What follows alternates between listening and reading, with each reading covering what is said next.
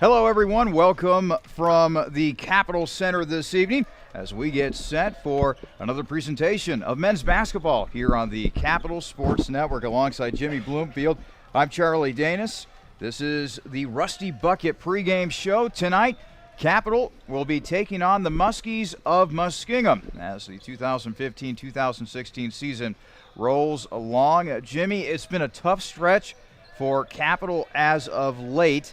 They've lost 5 out of their last 6 games, 5 out of their last 6 to begin the new year of 2016, to be more specific. And I think this now recent stretch of games against teams such as Muskingum, Ohio Northern, Wilmington, couldn't come at a better time. Yeah, they had a pretty rough schedule to start off the new year, and a lot of close losses in that time frame. They lost by 1 to John Carroll, 4 to Marietta, lost by 3 on the road to Heidelberg. So they've been in a bunch of those games. They just couldn't find a way to come away with them, which has kind of been the story this season for them. So they got to look at this stretch of the schedule now as an opportunity to pick up a few wins here and get right back on track in conference play. It's going to be interesting what Capitol is able to do from here. As we mentioned, this is the part of the schedule that kind of loosens up a little bit for Capitol. Home game against Muskingum tonight, road game at Ohio Northern, and then a home game next Wednesday against Wilmington. All three of those teams are either in the middle or right at the bottom of the barrel. And then right back into the fire, so to speak, in the OAC play with a road game at Mount Union on January 30th. And we also have some interesting roster news, Jimmy. The news coming down that Capitol will be without a key player for the remainder of the season. Yeah, A.J. Dixon's been excused from the team, so the team loses their biggest three-point threat and one of their senior leaders as well. So there's going to have to be someone that kind of fills into that role, and it's kind of be like a money ball approach. You're not going to be able to just replace him with one guy. It's going to be kind of a group effort to kind of replace what he brings to the table. Someone's going to have to bring that leadership, which I'm sure Kurt Geisey will. But just finding that production out there on the floor, finding a guy that can be your three-point shooter, finding another ball handler for this team, finding someone who's one of your better defenders as well. So they're really going to have to step up, but I think they're going to miss the perimeter production and the leadership the most. We'll talk more about that move and how it affects the roster going forward. But in the meantime, let's take a quick commercial break. When we come back, we'll take a look around the Ohio Athletic Conference and much more. This is the Rusty Bucket pregame show here on your home for Crusaders men's basketball, the Capitol Sports Network.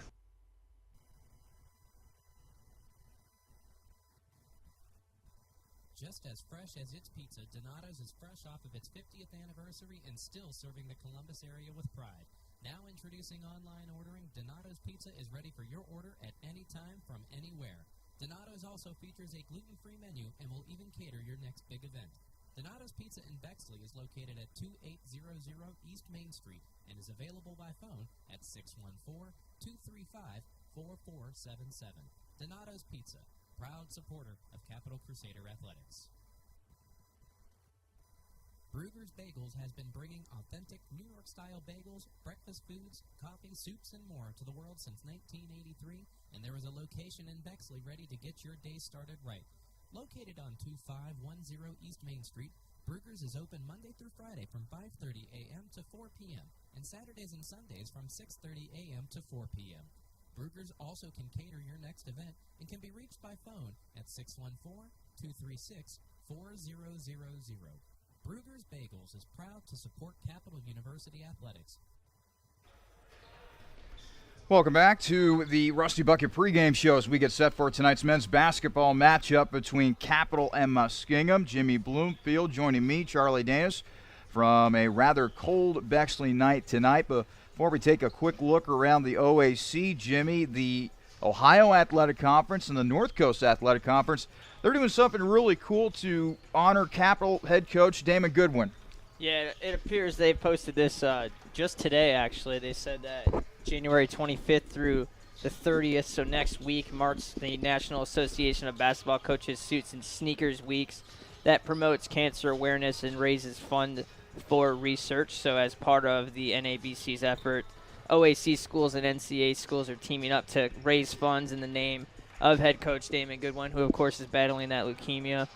Funds raised during the 6-day span will be donated to the Leukemia and Lymphoma Society in his name, And in addition, the OAC and NCAC coaches will be wearing orange ties on Saturday to show support for Coach Goodwin. So that's on Saturday, January 30th, that is. So kind of a cool hat tip by some of the coaches from some of the conferences in our area. And by the way, I talked with Capital assistant coach Jeff Gongwer before today's game. He told me that Coach Goodwin is in great spirits. The treatment is going well for him, and he just might be able to make a full recovery and a return sometime next spring. So, Coach, we're with you, and hopefully we will see you back here at Capital really, really soon. Let's now take a look around the Ohio Athletic Conference. Let's take a look at the standings to be more specific. John Carroll still has a perfect mark in OAC play, 8-0 in the conference. Marietta and Mount Union, meanwhile, are tied for second with 7-1 marks within the conference. Baldwin Wallace is in fourth with 5-3.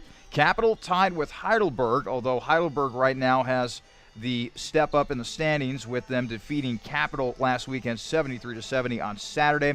4-4 both of those teams within conference play. Ohio Northern 2-6.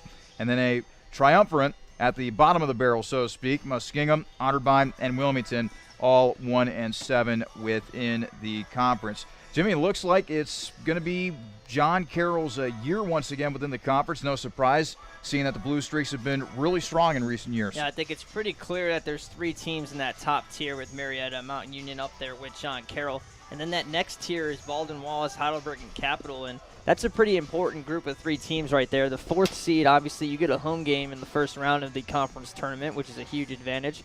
The second team in that tier will be the fifth seed, and they're going to have to go on the road in the first round, but they at least will only have to beat two of the top three teams because of the way the bracket's set up. Obviously, 2 plays 3, and 1 would play 4, so 2 and 3 would knock each other out. You'd only have to beat the 1 seed and the winner of that 2-3 game. So at most, you would only have to beat 2 of those top 3 teams. If you're the 6th seed, you'd have to run through all 3 of them and be on the road for all 3 of those games. So that's where Capital is right now as that 6th seed. Big opportunity here to get a win today, and hopefully they can get Heidelberg. They're going to get Heidelberg here at home again as they were on the road for the first matchup, so they can get that game right back. And Baldwin Wallace, I believe, is the last game of the year, I believe, also here. Actually, that one's on the road, so they'll have to try to get the better of Baldwin Wallace there. They did beat them on the 9th here a couple weeks ago, and hopefully they can sweep Baldwin Wallace, get a tie break there as well. So they were in a decent spot at 4-4. We mentioned that this is kind of the easy part of the schedule for them. If they can get 3 quick wins here, they'd be 7-4 right back in that conversation. So today it kind of starts that big stretch of some winnable games for them. Let's now take a look around the OAC in terms of scheduling. Our game begins at 7 p.m. tonight. The rest of the OAC slate will start at 7:30. Heidelberg will play host to Ohio Northern. John Carroll will go on the road. They will take on the Yellow Jackets at Baldwin Wallace. Marietta will be on the road as well. They'll be involved with a good matchup at Mountain Union, taking on the Purple Raiders beginning at 7:30. And finally, Wilmington playing host to Capital's longtime rival, the Otterbein Cardinals. When we come back, you'll hear my conversation with head coach Andy Winters, all part of the Capital Coaches Corner, brought to you by the Rusty Bucket. So stay tuned for that here on the Rusty Bucket pregame show.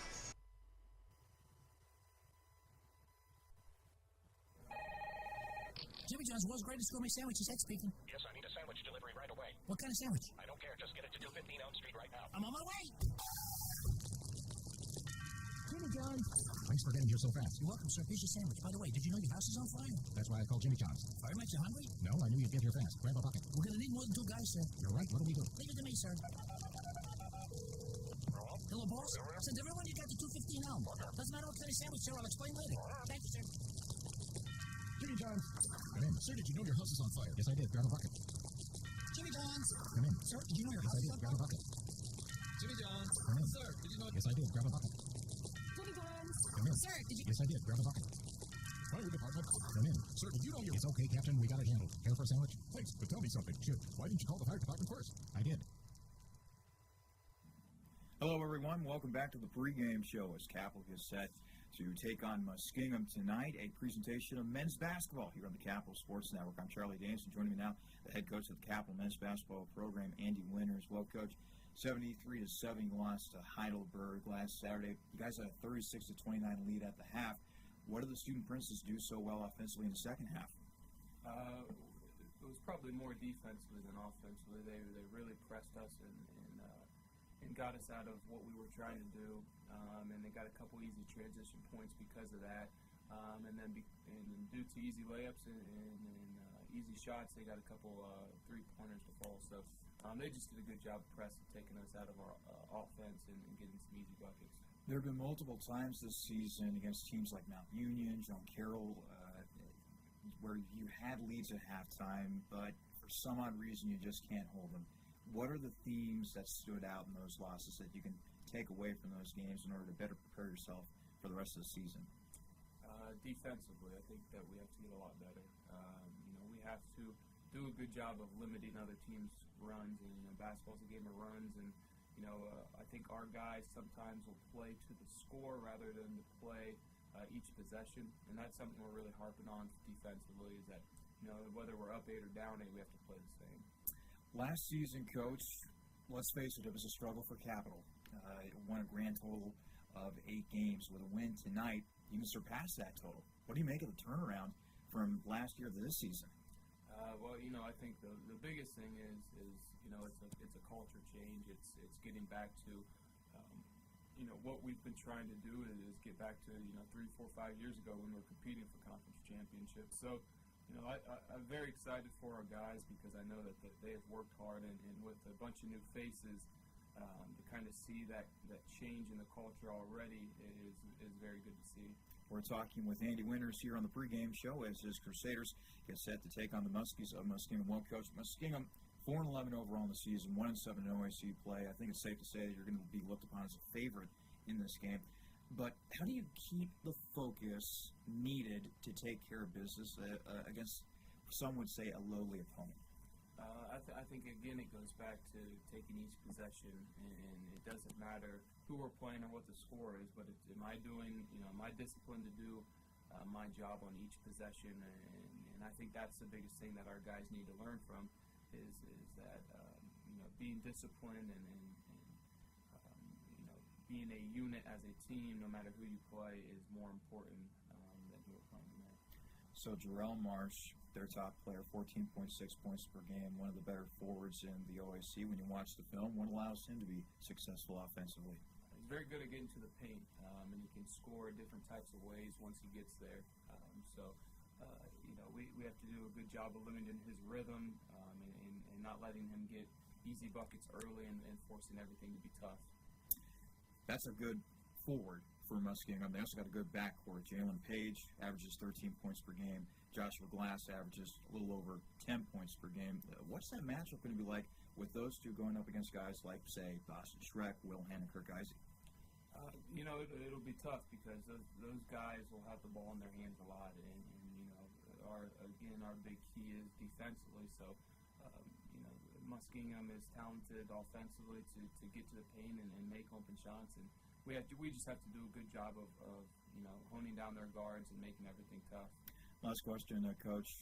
You just got done with a brutal stretch taking on teams like Mount Union and Marietta and John Carroll, the meat of the conference, if you will.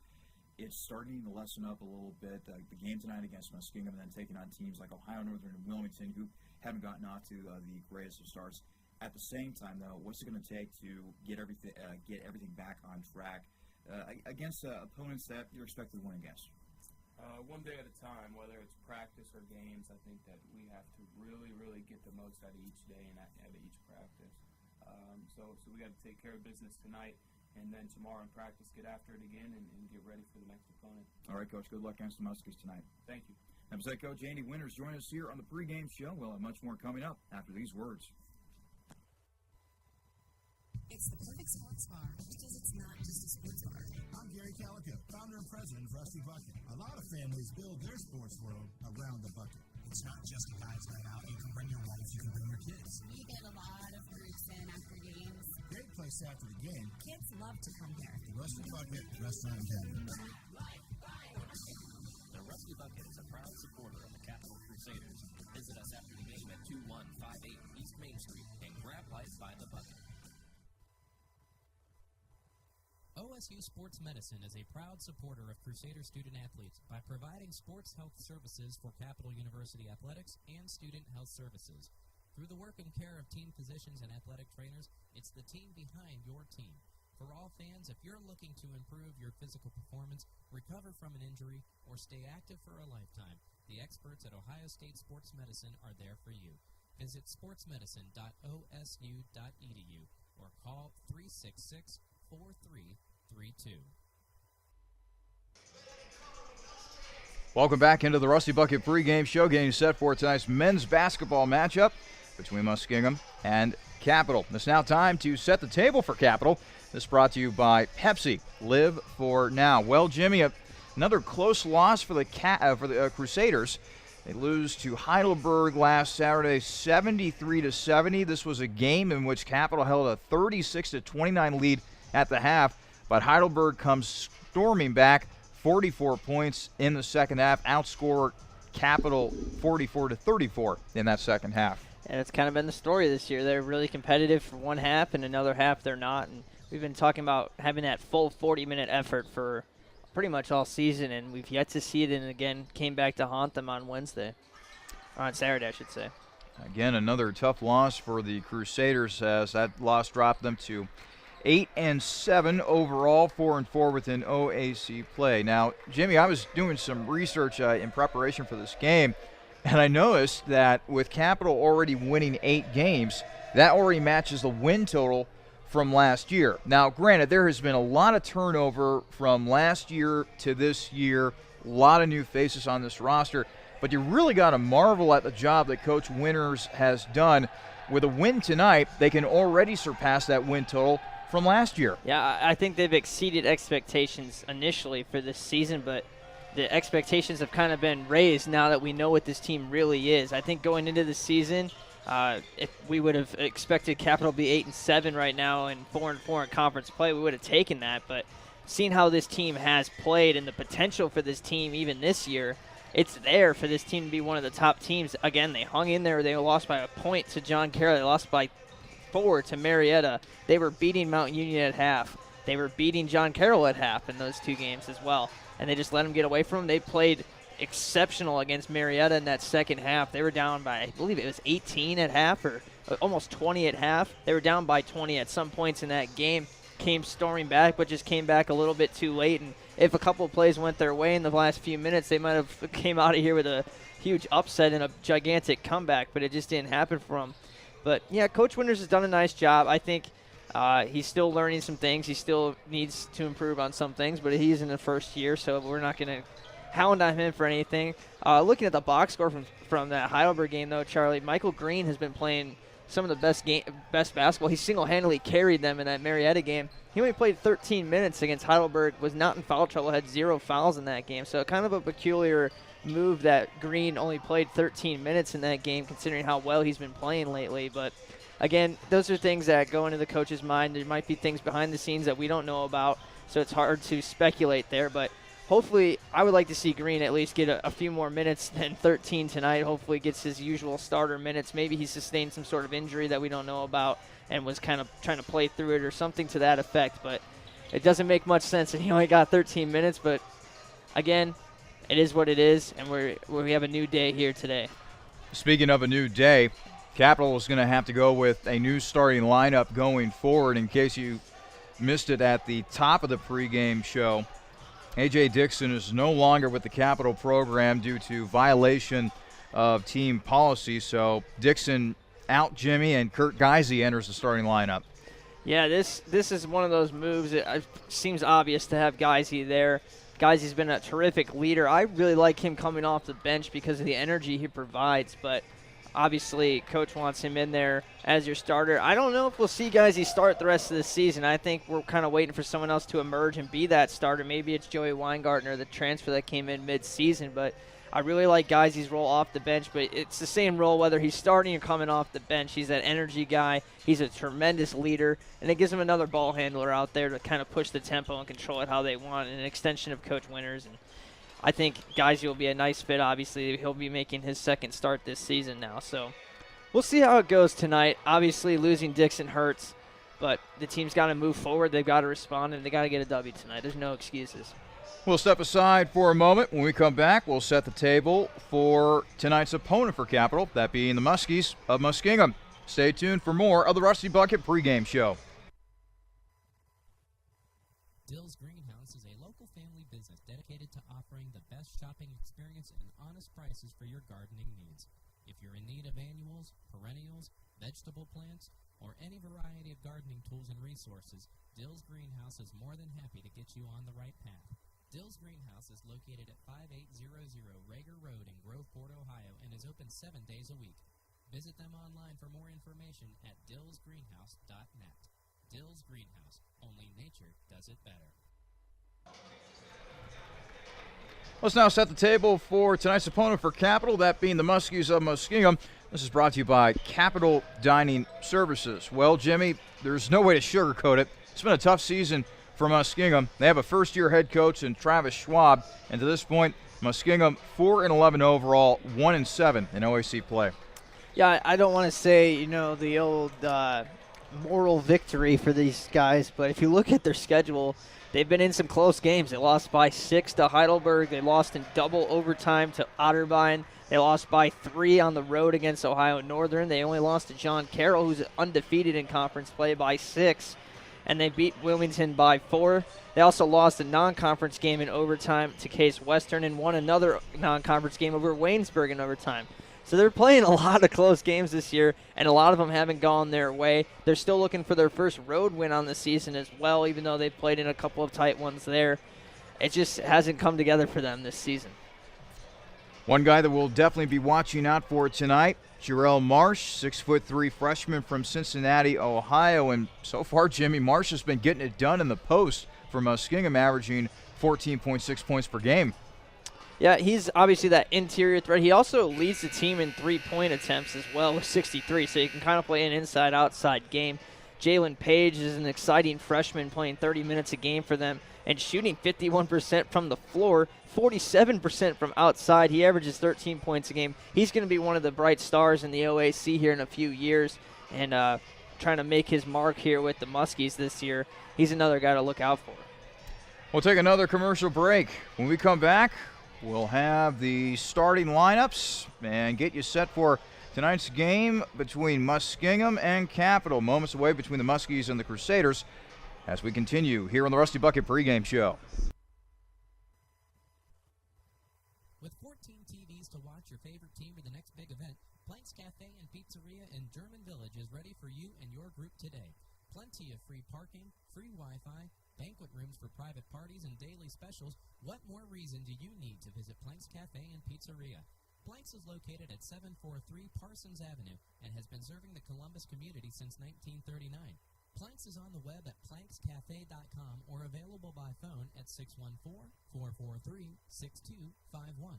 Planks Cafe and Pizzeria is a proud supporter of Crusader Athletics. This is a message for the nurses among us, for those who dream of saving lives, for those who are driven to improve care, and for those ready to help heal what's broken, be it a single bone fracture or an entire hospital system. Capital University's advanced nursing programs are built for you. Engaged faculty, immersive learning, and intimate classes where you'll know everyone's name. To learn more, visit capital.edu/nursing. Advanced nursing at Capital University for those driven to do more. Just as fresh as its pizza, Donato's is fresh off of its 50th anniversary and still serving the Columbus area with pride. Now introducing online ordering, Donato's Pizza is ready for your order at any time from anywhere. Donato's also features a gluten-free menu and will even cater your next big event. Donato's Pizza in Bexley is located at 2800 East Main Street and is available by phone at 614-235-4477. Donato's Pizza, proud supporter of Capital Crusader Athletics. Army ROTC is one of the best leadership courses in the country and can be a part of your college curriculum. As a potential or current student at Capital University, learning to become a leader will make your college experience even richer and prepare you for the future. Capital Army ROTC can provide scholarships and many more benefits to those who enroll, but the biggest benefit will be experienced firsthand after joining. For more information on Capital Army ROTC, testimonials, and an in-depth look at what the program can offer you, go to www.capital.edu/ROTC. This is a message for all those NBA seekers.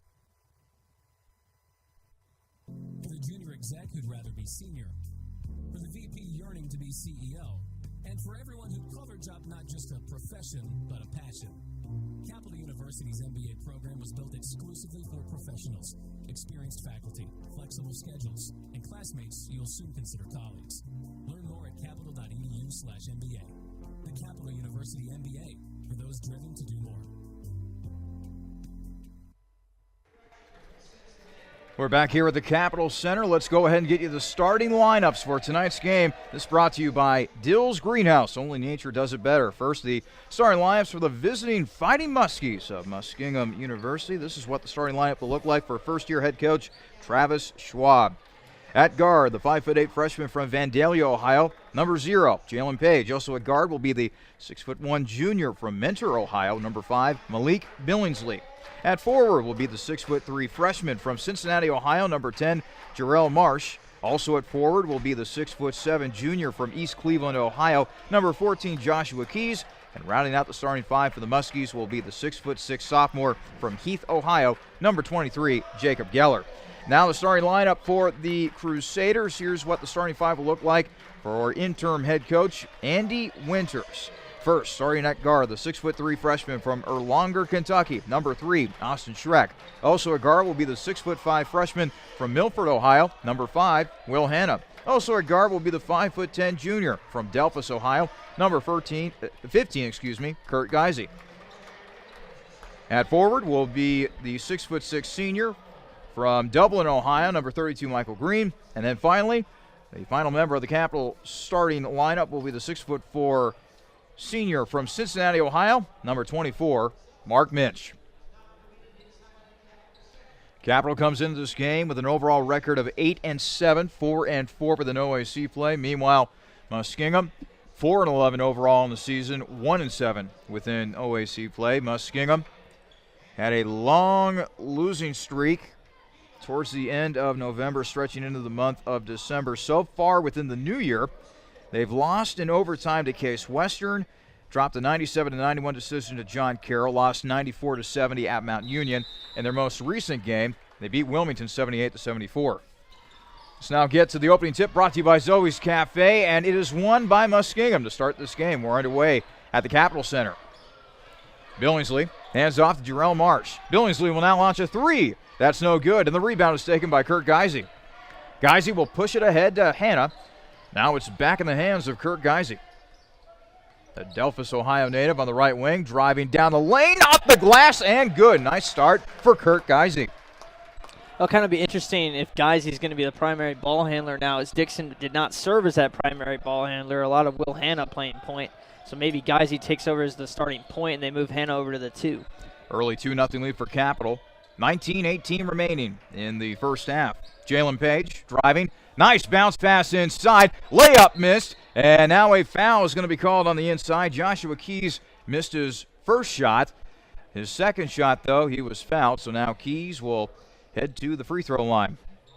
He is a tall, lanky guy out there. 6'7" junior from East Cleveland, Ohio. Went to Shaw High School up in Northeast Ohio.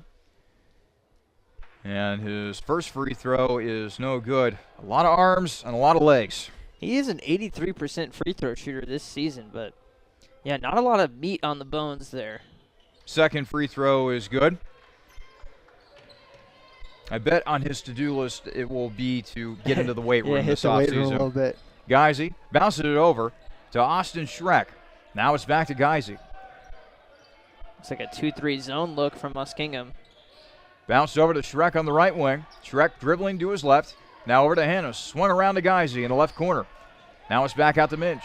7 seconds on the shot clock. Geisey will now launch a 3. And, it was halfway down, but it rattled in and out for Kurt. The rebound is taken by Jacob Geller. Now it's fed ahead, and the bucket is converted on the other end by Malik Billingsley. 2-3, and actually 3-2 in favor of Muskingum.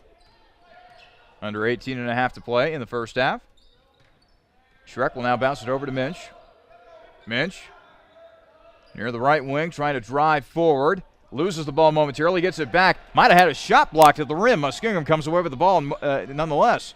Page, back out, Three, no good. Battle for the loose ball, and Geisy somehow was able to save it. That hit the backboard, too, on his attempt to throw it back in. I don't know how they didn't call the ball out of bounds that time, but Capital will take it. Looked like he might have stepped out, too, when he was tiptoeing that sideline. Baseline, I should say. Hanna on the left wing. Now he'll try to go baseline. He'll drive in and score. Nice, strong move by Will Hanna. Just a quicker first step than the man guarding him there, Jacob Geller. 4-3. Capital retakes the lead. Coming up on 17.5 to play in the first half. Jalen Page trying to drive, now dribbling along the perimeter. Now drives on in. Has his shot partially blocked by Green. And then a foul is going to be called on Page. Reach-in fouls. He was trying to poke the ball away from Austin Schreck. Our first foul of tonight's game. Capital wearing its customary white uniforms tonight with, I don't know why they went with it, white lettering. Kind of makes it hard to make out the Capital on the front, but oh well. Purple numbers. Meanwhile, Muskingum, black uniforms with red and white trim. Three-pointer, Hanna has it blocked by Joshua Keys out on the perimeter. Boy, when you have length, you might as well make use of it, right? Minch out to Green. Green will let loose a three. That is no good. And then a loose ball. It's collected by Hanna after a nice save by Austin Schreck. Fresh shot clock for Capital. Nice hustle by Schreck. Geisy drives in, finishes with the left hand. The on-ball defense for Muskingum, they're just letting Capital blow right by them. They're having really good help from the help side, but that initial on-ball defense really below average right now. Capital 6, Muskingum 3. 16:35 to play in the first half. Ball poked out of bounds, and it will stay Muskingum, but nice active hands that time by Will Hanna, who was part of this week's Capital Men's Basketball Podcast. Check it out on athletics.capital.edu when you get a chance. Inbounded to Jalen Page. Page being guarded by Schreck. Page, the Muskingum point guard, dribbling to his right. And he passes it off to Marsh. Marsh with a jumper in the lane, no good, and the rebound is taken by Mark Minch. Now it's over to Schreck. The Kentucky native, top of the arc. Drives on in, kick out to Hanna. Hanna, pass inside. Green with a power dribble, but he loses control, and Muskingum comes away with a loose ball. Page will now push it ahead to Keys. Keys back out, three-pointer on the way, and it'll be knocked down by Jarrell Marsh. Tied at 6 with 15:52 to go in the first half. Yeah, their two leading scorers are both freshmen, and they're in some pretty good hands for the future with that combination of Jarrell Marsh and Jalen Page. Both can light it up. Two young backcourts, if you really think about it, facing off tonight. Green will try to go baseline, off the glass and in. Nice strong move by Michael Green. 8-6 in favor of Capital with 15.5 to play in the first half. Jarrell Marsh hands off to Billingsley. Billingsley dribble in the inside. Page not able to convert the layup. Minch comes away with a rebound. Minch in the open floor. Now he hands off to Hanna. Swung all the way around to Schreck. Schreck thought about a three, but instead passes it to his right to Geisy. Geisy back out to Green. Green top of the arc. Trying to go inside to Schreck, but it went off the hands of Keys out of bounds. It will still be Capital basketball with 16 remaining on the shot clock, and a couple substitutions for both teams. Coming in for Muskingum will be Robbie Heisey, a 6'5" junior from Bellbrook, Ohio. And for Capital, I think that was Joey Weingartner who just checked. No, actually, excuse me, Gavin Wildermuth checked in. Schreck on the right wing. Schreck to Green. Green will pop a three and hit it. Capital 11, Muskingum 6, 14:50 remaining in the first half. We don't have his home road splits in front of us, but he's been having some monster games here at home, Charlie. He single-handedly led Capital almost back to the brink against Marietta. Jarrell Marsh, meanwhile, for Muskingum, dribbling around. Now it's back out to Page on the right wing. Page. Three-pointer on the way, and it's knocked down by Jarrell Marsh. Marsh once again making his presence known on the perimeter. 11-9 in favor of Capital. 14-16 remain in the first half. Geisy brings it across half court.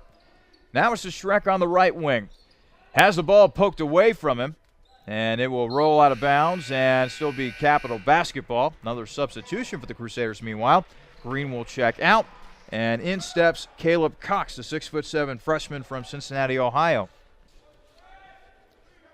So some added length out there for Capital. Meanwhile, Geisy brings it back to Schreck on the right wing. Schreck heaves it over to Wildermuth. Now a three-pointer on the way for Geisy. No good, and the rebound taken by Joshua Glass of Muskingum. Glass will now slow things up as he brings it across half court. He'll hand off to Keys. Keys now over to Page. Page back to Glass. Now it's back in the hands of Marsh. Marsh with 11 seconds on the shot clock. Loses control of the ball. Diving for it is Kurt Geisy, and Kurt's able to get it off to Minch. Minch with a 3-on-2. Minch has his shot partially blocked, but a foul is also going to be called on Joshua Glass, which means Minch will head to the free throw line. Boy, Kurt Geisy brings such great energy, particularly on the defensive side of the ball. Yeah, really hounding there. And again, he's one of those guys that can really push the tempo as well. He knows when to get the ball out in the outlet pass there. That's a good job by Minch being aggressive. Not a lot of offense from Minch today. That was just his second shot attempt. Doesn't even go in the book as one. And Minch misses his first free throw attempt. Geisy gets a nice round of applause from the crowd as he heads to the bench. And now checking in is Joey Weingartner. Minch, the second leading scorer in conference, trying to catch Cam Kuhn from Baldwin Wallace. He's 2.0 points per game behind him. And, of course, Kuhn had that 52-point game that's really skewing that number. So hopefully Minch can catch him. Loose ball, and looky here, Minch trying to race forward, and once again he gets fouled, this time by Jacob Geller. So Mark Minch making a return trip to the free throw line. And there's no real players standing out from any of those big teams, the Mount Unions, the John Carrolls, the Marietta. Mark Minch really could be the OAC Player of the Year if he continues to keep putting up the scoring numbers that he has. This has been his struggle all season, though, the free throw line. Misses the first free throw attempt. Wouldn't it be something if Mark Minch and Kristen Thompson won OAC Player of the Years in their respective leagues? Yeah, they both have a good chance. The only one that's close to averaging a double-double on the men's side is actually Keys. He has 9 points per game and 8 rebounds per game. He's probably the closest. On the women's side, Kristen Thompson is averaging a double-double per game. She's the only player in the OAC, men or women, to hold that honor. So they've got a good chance at it, actually, Charlie. Another near steal for Minch. Three-pointer on the way. It's no good for Geller, and Capital comes away with a rebound. It's pushed ahead to Schreck now on the right wing. Schreck dribbling to his left. He'll now hand off to Weingartner. Weingartner will swing it over to Cox. Now to Minch. 15 on the shot clock. Mark Minch. He'll go baseline. Nice pass inside, and another foul is going to be called against Muskingum as Joey Weingartner, the 6'2" freshman from Centerville, Ohio, will be heading to the charity stripe. 14th foul on Muskingum, only one on Capital thus far. So Weingartner's first free throw, and that's no good. Boy, Capital's really struggled with first free throws. They've been able to capitalize on second free throws, however, so hopefully Weingartner can right the ship here. As Joe Thomas will now check into the ball game, taking the place of Wildermuth out there on the floor. Actually, Wildermuth stays. Schreck goes to the bench. And the second free throw is missed by Weingartner. He claps his hands in frustration. They're called free throws for a reason, Charlie. 1 for 6 today from the free throw line, though. Capital 13, Muskingum 9. 12:20 to play in the first half. Glass driving in and missing. Cox with the rebound. Weingartner on the left wing. Lots of standing around offensively. Thomas takes the handoff. Tyrell Jackson was also checked into the ball game. Now it's back to Cox. Cox will swing it over to Wildermuth. Wildermuth, nice twist, gets it to Cox on the left block, and it's an error ball. Jackson with the offensive putback, no good, rolls off the rim, and the rebound's taken by Muskingum's Jacob Geller. Now it's fed ahead to Joshua Glass. Ricky Wilson into the ball game for Muskingum, handling the ball in the right corner before passing it off to Jason Peoples. Now it's back in the hands of Wilson on the right wing. 11 seconds on the shot clock. Geller, top of the arc. Now to Glass. Glass still on the perimeter. 3 seconds. Launches a three. That is short. And a loose ball foul is going to be called against Muskingum. Already the 15th foul on the Muskies here in the first half. Starters coming back in for Muskingum. They got 4 guys coming in here. Malik Billingsley, Jalen Page, Jerome Marsh is also coming back in there. Keys as well. Pretty much a starting 5 with Geller out there in place of one of the starters. Joey Weingartner, meanwhile, brings it across the timeline. Now it's over to Wildermuth. Wildermuth dribbles to his left. Now it's over to Tyrell Jackson. Jackson, Thomas pops a jumper. That's no good.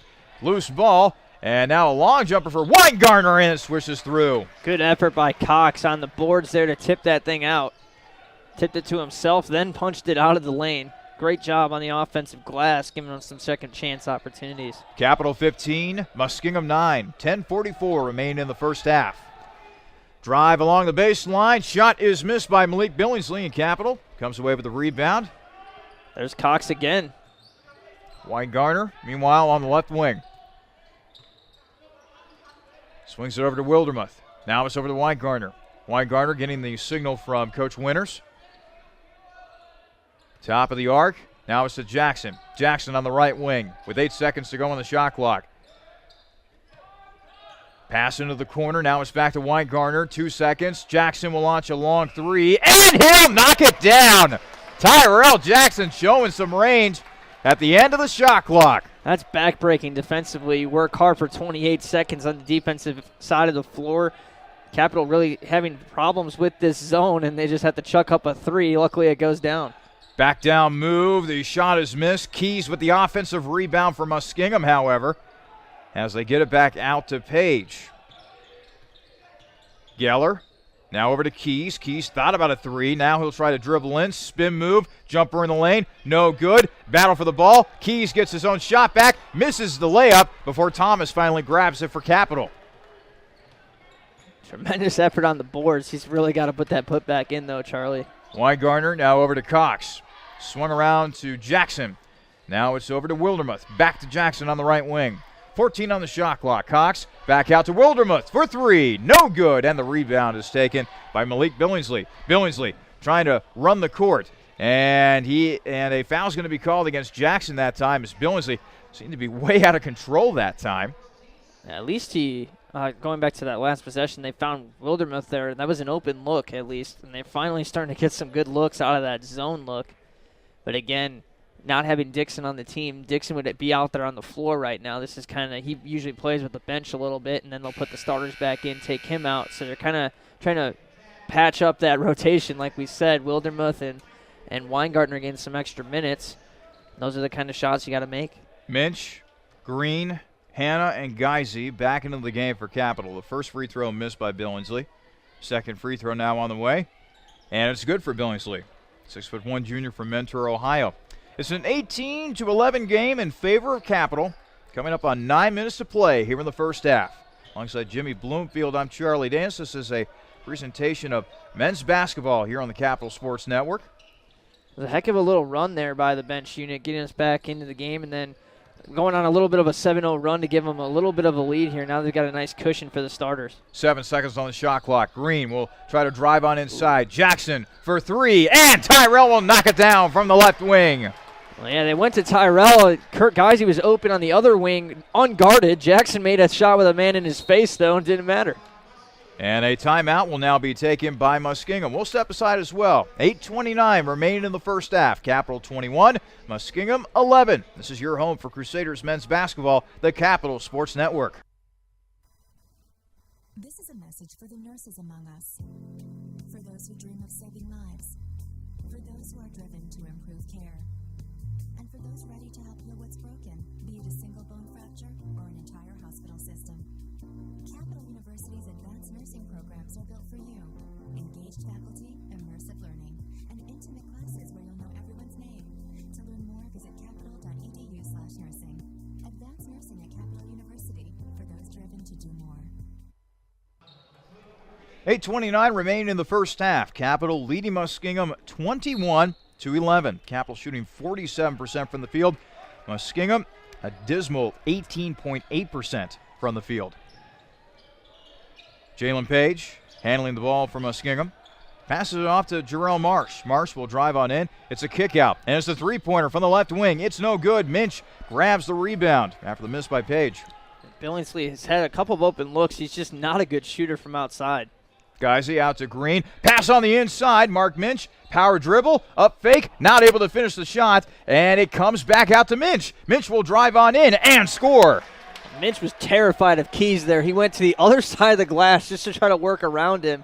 Missed it. Then gets his own rebound. He went right at Geller. He had no problem going at him. So it's kind of just an interesting dynamic there. Obviously, there's something in the scouting report about Keys' shot blocking ability. Well, let's face it. Who would want to go up against Keys with all that length that he has? Ball goes out of bounds, and it will stay with Muskingum. 13 remaining on the shot clock. Meanwhile, a substitution for Muskingum, Robbie Heisey, that 6'5" junior from Bellbrook, Ohio, checks back into the game for the Muskies. It was just a total different aggression move. He was just so tentative around Keys and then went back into that Mark Minch attack mode when Geller was the man guarding him. Like to see him go at Keys and see if he can get him into foul trouble. Page for three, and he will knock that one down. That'll cut the Capital lead to 9 with 7:21 remaining in the first half. This kid can really shoot, Charlie. 47%, and that's with knocking down 25 of 53 attempts. So there's no small sample there. This kid can really light it up from outside. Minch to Jackson. Now over to Geisy. Bounce pass to Hanna. Nice move inside by Minch, who lays it up and in. There it is. He went right at Keys, too. That's what I was talking about, using that aggression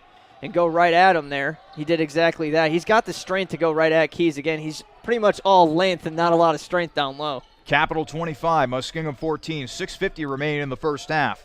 Malik Billingsley on the left wing. Passes it off to Page. Page will launch another three, and he will knock down another three. Tell you what, Page, Muskingum could have something here with this kid. A lot of young players for this Muskie squad, Jimmy. Yeah, they've had a lot of underachieving athletic programs. We were kind of talking about it off the air, waiting for them to kind of have a team that can really do some damage, and it's looking like they got some young talent here on the basketball side. Green drives in and scores with the right hand. Clearly it's not there yet, but maybe in a couple years they can really build behind Page and Marsh, get a couple other recruits in here and turn this thing around under a first-year coach as well. Jarrell Marsh will launch a three. That is no good, and the rebound is taken by Minch. Minch will now bring it across half court. He's at the top of the arc. He'll bounce it on over to Kirk Geisy. Geisy dribbling to his left, near the top of the arc. Now dribbling to his right before bouncing it over to Tyrell Jackson to Hanna. Now inside to Minch. Minch twisting and turning. Back out to Hanna. Hanna trying to drive but cut off. 7 seconds on the shot clock. Minch on the left wing. Pass inside. Geisy not able to get his shot to go. Now launches a jumper, and that's no good. And that should have been a shot clock violation right there. I don't know why the horn didn't sound that time. I don't know how Geisy didn't draw a foul under the basket. That too. Or a travel. It was some kind of violation, maybe a jump ball. Anything could have been called, really, but refs just swallowed the whistle. I guess sometimes we yell too much at them for calling too many fouls, so it's kind of the life of being a referee. You can always either call more or call less. Hard to please everybody. Tyrell Jackson checks out. I think checking in was Shrek. Meanwhile, Page will pass off to Logan Chuppa, who checks into the ballgame for Muskingum. And now a foul is going to be called on the floor against Capital. It's kind of strange that Muskingum rolled the ball to half court. Still 5 minutes left in the half. Not sure why you'd be trying to preserve time. Oh, especially when you're dealing with a quick twitch player like Kirk Geisy in the backcourt. Holy cow, that went off of somebody's foot and almost hit one of the Capital cheerleaders in the face. That would not have been good. It almost hit the official. He laid it pretty quick, and I don't think the cheerleaders were totally paying attention. Nice reflexes. They will inbound it from the baseline and get it into Chupa. Chupa, kick out, three, no good, but the offensive rebound is taken by Glass. Glass is able to lay it up and in. Great name for a rebounder with Glass, and had a really nice advantage down low with Geisy guarding him. Glass, a junior from Solon, Ohio. Cuts the lead at 27-19. Capital still with that lead. 4:55 remaining in the first half. Jumper from the foul line, and it's good for Mark Minch. It's back up to 10 now for Capital. 4:45 remaining in the first half. Jalen Page will bounce it over to Brendan Matthews. Now they'll go on the inside to Heisey. Heisey trying to back his man down. Kick out. 3, no good for Chupa. And the rebound taken by Minch. Minch able to evade the defensive grasp of a couple of Muskingum players, getting it out of the backcourt. Inside. Might have been a little bit of a mix-up right there as they were trying to hit Hannah along the baseline, but instead the ball goes to Schreck. They go back out to Geisey. 11 seconds on the shot clock. Minch on the left wing. Going over his options. Somehow gets it over to Geisey in the right corner. 3 seconds. Kurt drives in. Off the glass. Now the tip back is good for Austin Schreck.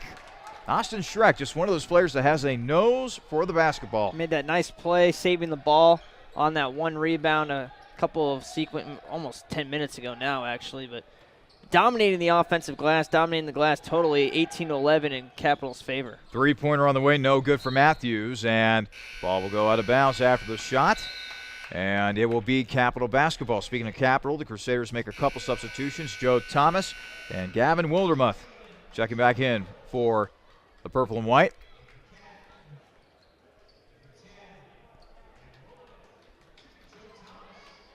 So they now inbound the ball to Whitegarner. He's been getting a lot of playing time in this game, Jimmy. They were really excited when this kid came on board. Yeah, and a spot really opened up for him with the dismissal of Dixon. We've seen a lot of Wildermuth today as well. And Schreck got pushed as he was attempting a pass along the baseline to Thomas. That'll be the 6th-team foul on Muskingum. Caleb Cox is playing one of his better games of the season, too. Not really showing up on the stat sheet, but he's playing really good defense. 3 rebounds for him as well in limited minutes. So now with Weingartner, Cox with the ball on the left elbow. Now it's over to Schreck. 17 on the shot clock. Wildermuth on the right wing. Dribbling to his right. Bounces it into Cox, who nearly loses it, but Cox gets it back. Schreck thought about a 3 on the left wing. Now he drives on in. Schreck with the left hand. No good, and the rebound's taken by Heisey. The problem with this unit is there's just no scorer out there. Who do you have that can put the ball in the basket? There's a lot of good role players out there, but you can't have 5 role players out there. Someone's got to be that guy. And without Dixon, it's going to have to be Weingartner probably that steps up. Glass loses it, and Wildermuth comes away with a steal. Ooh. And that is got to be an intentional foul. Yep, and they put up the X. One of our officials crosses arms like an X, signaling the intentional foul. That's going to be called on Robbie Heisey. Yeah, it worked. It looked worse than it was. He was just trying to prevent him from getting any kind of shot up, which is what you're taught to do, but you don't grab the man and kind of throw him as he's shooting it, and that's kind of what it looked like, and should be a couple of free throws now. And a missed free throw for Gavin Wildermuth as the free throw struggles continue here for Capital. Just think of how big this lead would be if Capital was knocking down those free throws. Yeah, correct me if I'm wrong, but on the intentional foul, Cap can elect to have a certain shooter shoot. That's what I thought, too, especially when you're shooting technical shots. Unless those were the 2 free throws and they just get the ball now, and that looks like what the ruling is going to be. Second free throw good for Wildermuth, and it looks like Capital will get the ball. So it's not technical free throws. It just gets his free throws and they keep the ball. So that's why Weingartner remains the shooter there. Wildermuth. Weingartner gets it into Wildermuth on the baseline. That's going to mix us up a bunch here. Well, they look very similar, too. Body types and facial features. They get into Jackson. Jackson might have had his shot blocked, but he gets the loose ball back, but it went off the hands of Tyrell. They tried to throw it off of him, and he kept it in bounds and then kneed it. Good effort from Jackson down low. Capital 32, Muskingum 19. 2:20 remaining in the first half.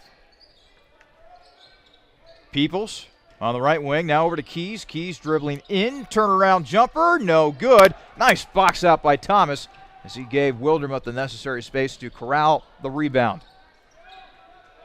Now it's to Weingartner.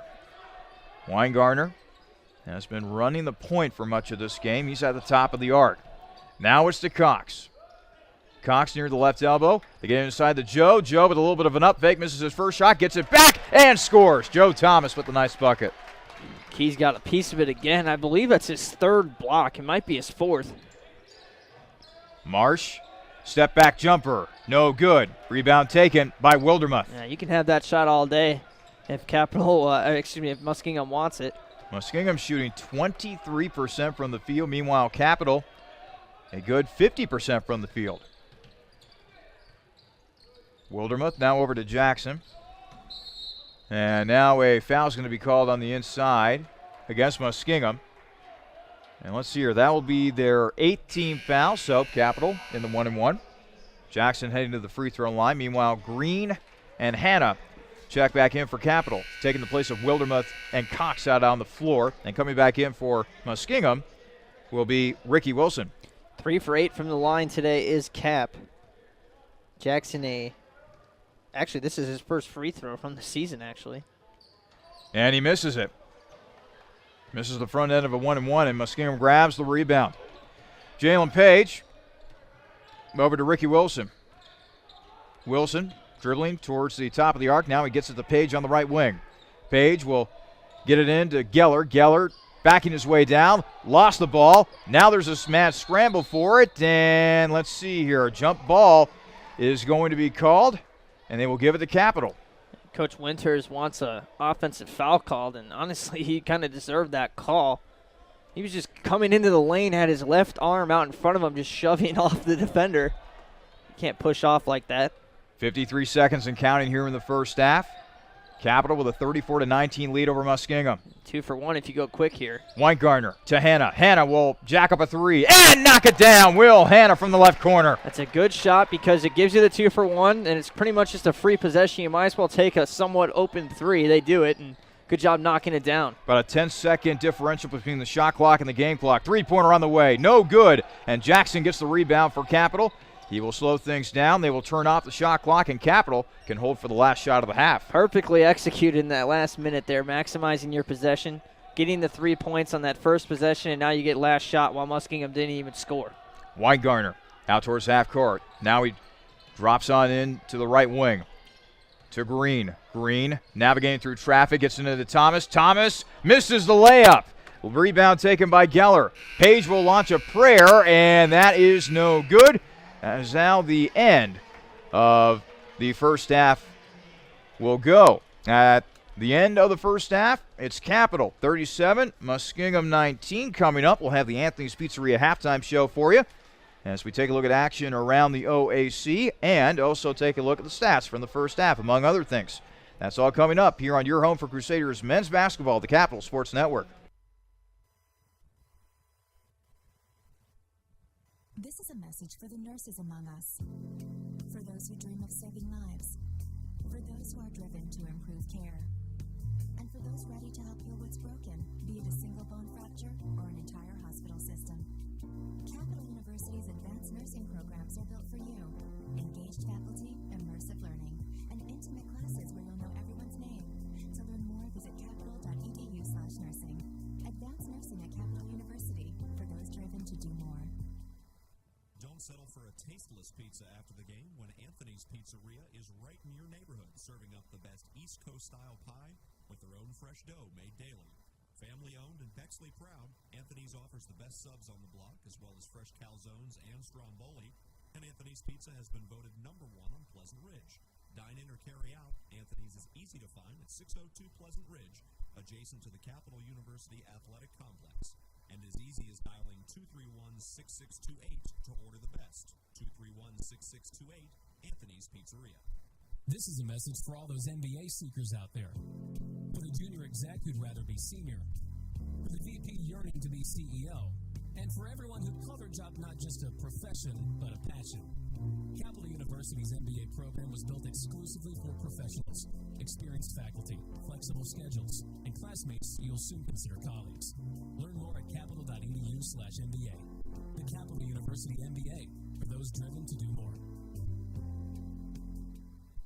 Dill's Greenhouse is a local family business dedicated to offering the best shopping experience and honest prices for your gardening needs. If you're in need of annuals, perennials, vegetable plants, or any variety of gardening tools and resources, Dill's Greenhouse is more than happy to get you on the right path. Dill's Greenhouse is located at 5800 Rager Road in Groveport, Ohio, and is open 7 days a week. Visit them online for more information at dillsgreenhouse.net. Dill's Greenhouse. Only nature does it better.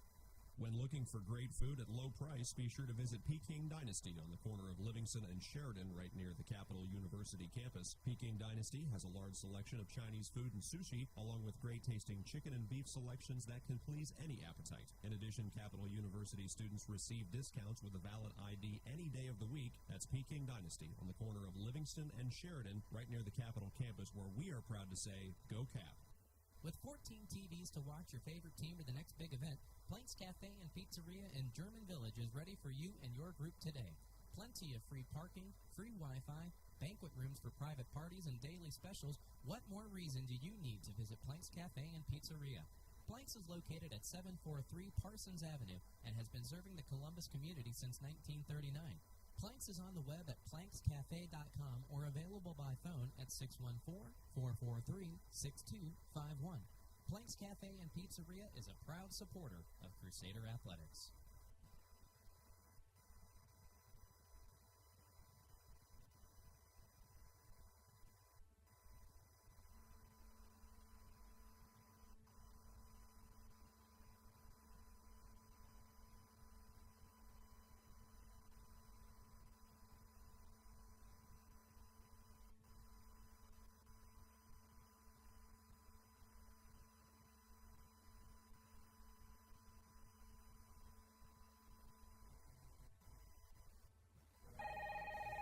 Jimmy John's, world's greatest gourmet sandwiches. Head, Stephen. Yes, I need a sandwich delivery right away. What kind of sandwich? I don't care. Just get it to 215 Elm Street right now. I'm on my way. Jimmy John's. Thanks for getting here so fast. You're welcome, sir. Here's your sandwich. By the way, did you know your house is on fire? That's why I called Jimmy John's. Fire makes you hungry? No, I knew you'd get here fast. Grab a bucket. We're going to need more than 2 guys, sir. You're right. What'll we do? Leave it to me, sir. Hello, boss. Since everyone you got the 215 Elm. Doesn't matter what kind of sandwich, sir. I'll explain later. Thank you, sir. Jimmy John's. Come in. Sir, did you know your house is on fire? Yes, I did. Grab a bucket. Jimmy John's. Come in. Sir, did you know your Yes, house I is did. on Grab a fire? bucket. Jimmy John's. Come in. Sir, did you know... Yes, I did. Grab a bucket. Jimmy John's. Come in. Sir, did you... Yes, I did. Grab a bucket. Fire department. Come in. Sir, did you know you... It's okay, Captain. We got it handled. Care for a sandwich? Thanks, but tell me something. Shoot. Why didn't you call the fire department first? I did. Hello, everyone. Welcome into the Anthony's Pizzeria halftime show. At the half, it's the Capital men's basketball program leading Muskingum by a score of 37-19. Alongside Jimmy Bloomfield, I'm Charlie Danis. Before we get into the stats of this game, let's get you updated with some action around the OAC. And we got a whole bunch of games that have actually just started. We don't have any scores for you, but we can already go over some of the games that will be taking place tonight. Heidelberg playing host to Ohio Northern. Baldwin-Wallace will be hosting John Carroll tonight. That'll be a good game up in the Northeast Ohio quadrant. Marietta will be on the road taking on Mountain Union. That ought to be a good game in Alliance. And finally, Otterbein on the road. They are at Wilmington tonight taking on the Quakers. And the women's basketball team, Jimmy, is in action tonight with the men entertaining Muskingum.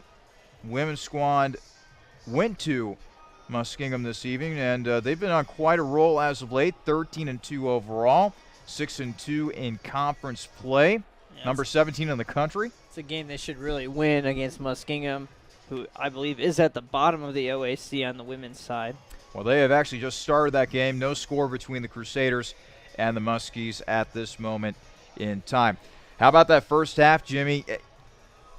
It was a weird first half in that Capital shot the ball pretty well from the field, 50%, and they even did a decent job of shooting it from outside, 4 of 8 from beyond the arc. But missed free throws, lack of, I guess you could say, excitement on offense. It just kind of left a weird feeling for me. What do you think? I agree. It was a quiet 37 that they dropped in that half. Again, the threes kind of helped with that, but you mentioned it. The free throws, they did not do their job at the free throw line.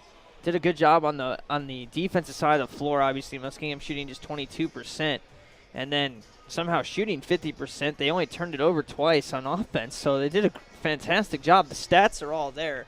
We just haven't seen any, wowing, amazing plays or anything like that. But Mark Minch had 8 points and 5 rebounds quite quietly as well. So just a kind of a bizarre first half, and they're doing their job. That's all that matters. They're up by 18 right now. It doesn't feel like they're up by 18, but pretty dominant on the stat sheet, dominant on the scoreboard. That's where it counts. And hopefully Minch can pad his stats here a little bit, getting that OAC Player of the Year running. Speaking of stats, we'll take a closer look at the halftime stats after this quick timeout. Again at the half, it is Capital 37, Muskingum 19. This is the Anthony's Pizzeria halftime show.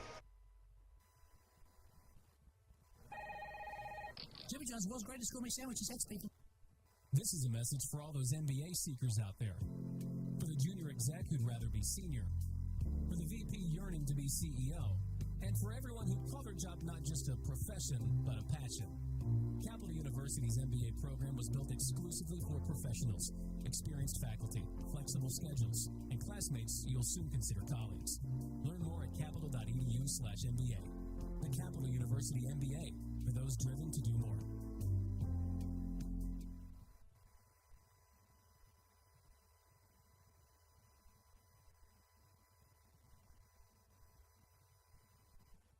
This is a message for the nurses among us, for those who dream of saving lives, for those who are driven to improve care, and for those ready to help heal what's broken, be it a single bone fracture or an entire hospital system. Capital University's advanced nursing programs are built for you. Engaged faculty, immersive learning, and intimate classes where you'll know everyone's name. To learn more, visit capital.edu/nursing. Advanced nursing at Capital University, for those driven to do more. Welcome back to the Anthony's Pizzeria halftime show. It's now time to take a closer look at the halftime stats, brought to you by Plink's Cafe. Capital leading Muskingum 37-19 at the break. First, the stats for Muskingum. Your co-leading scorers were Jarrell Marsh and Jalen Page. Each of those young men had 6 points. 4 points for Malik Billingsley, 2 points for Joshua Glass, and 1 point for Joshua Keys, who made an impact on the glass and defensively, had 4 rebounds and 2 blocks. As a team, Muskingum shot 22.2% from the field, only 28.6% from three-point range, 4 of 14 from beyond the arc, and they were 3 of 4 from the foul line, good for 75%. Meanwhile, for Capital, surprise, surprise, Mark Minch was your leading scorer for the Crusaders. 8 points to go along with 5 rebounds, 7 points for Michael Green, 2 points for Austin Schreck, 5 points for Will Hanna, 4 points for Kirk Geisey, 1 point for Gavin Wildermuth, 2 points for Joey Weingartner, and 6 points for Tyrell Jackson. As a team, Capital shot 50% from the field. They also shot 50% from three-point range, 4 of 8, but a sore spot for Capital in that first half, only 3 of 9 from the free throw line, good for 33.3%. Jimmy, Capital winning the rebounding battle. They lead Muskingum in that category 22-16. And in terms of turnovers, Muskingum 6, Capital 2. So far, Capital doing a nice job of taking care of the basketball. Absolutely, and the defense has been phenomenal. Muskingum has missed some open shots, though, especially Joshua Keys down low. He has only 2 blocks. I said he had 3. Must not gotten credit for 1. He has 2 blocks and 3 offensive rebounds. So kind of controlling the paint on both sides, but he doesn't have any points from Muskingum, and that's been the big story. If they can really get some points down low, they can get back into this game, but it doesn't look like it's going to happen for them right now. And that's in large part due to the interior defense of Michael Green, Caleb Cox, Joe Thomas, some guys contributing. I think Caleb Cox, again, hasn't really showed up on the scoreboard, but he's having one of his best games of the year here. 8 minutes of action. He's giving them some quality minutes off the bench, and they're going to need people to step up without Dixon in the picture. If you had to choose, who would be your halftime hero? Obviously, Mark Minch. I mean, every question you ask me, I'm going to be campaigning for Mark Minch from here on out pretty much. Forget Trump. Go with Minch. Yeah, Minch. I would love to see that. Like you said, Thompson on the women's side and Minch on the men's side, they have 2 really good candidates. I think both are pretty much locks to be first-teamers at this point, and Thompson's in her own battle with Spahar and some others on the other side of the women's, and on the men's side, Green, A.J. Edwards, Cam Kuhn, a couple of guys in the picture of that OAC Player of the Year on the men's side. So it'll be kind of cool to see if we can get either of those honors there, as the soccer team had quite a few honors in the fall.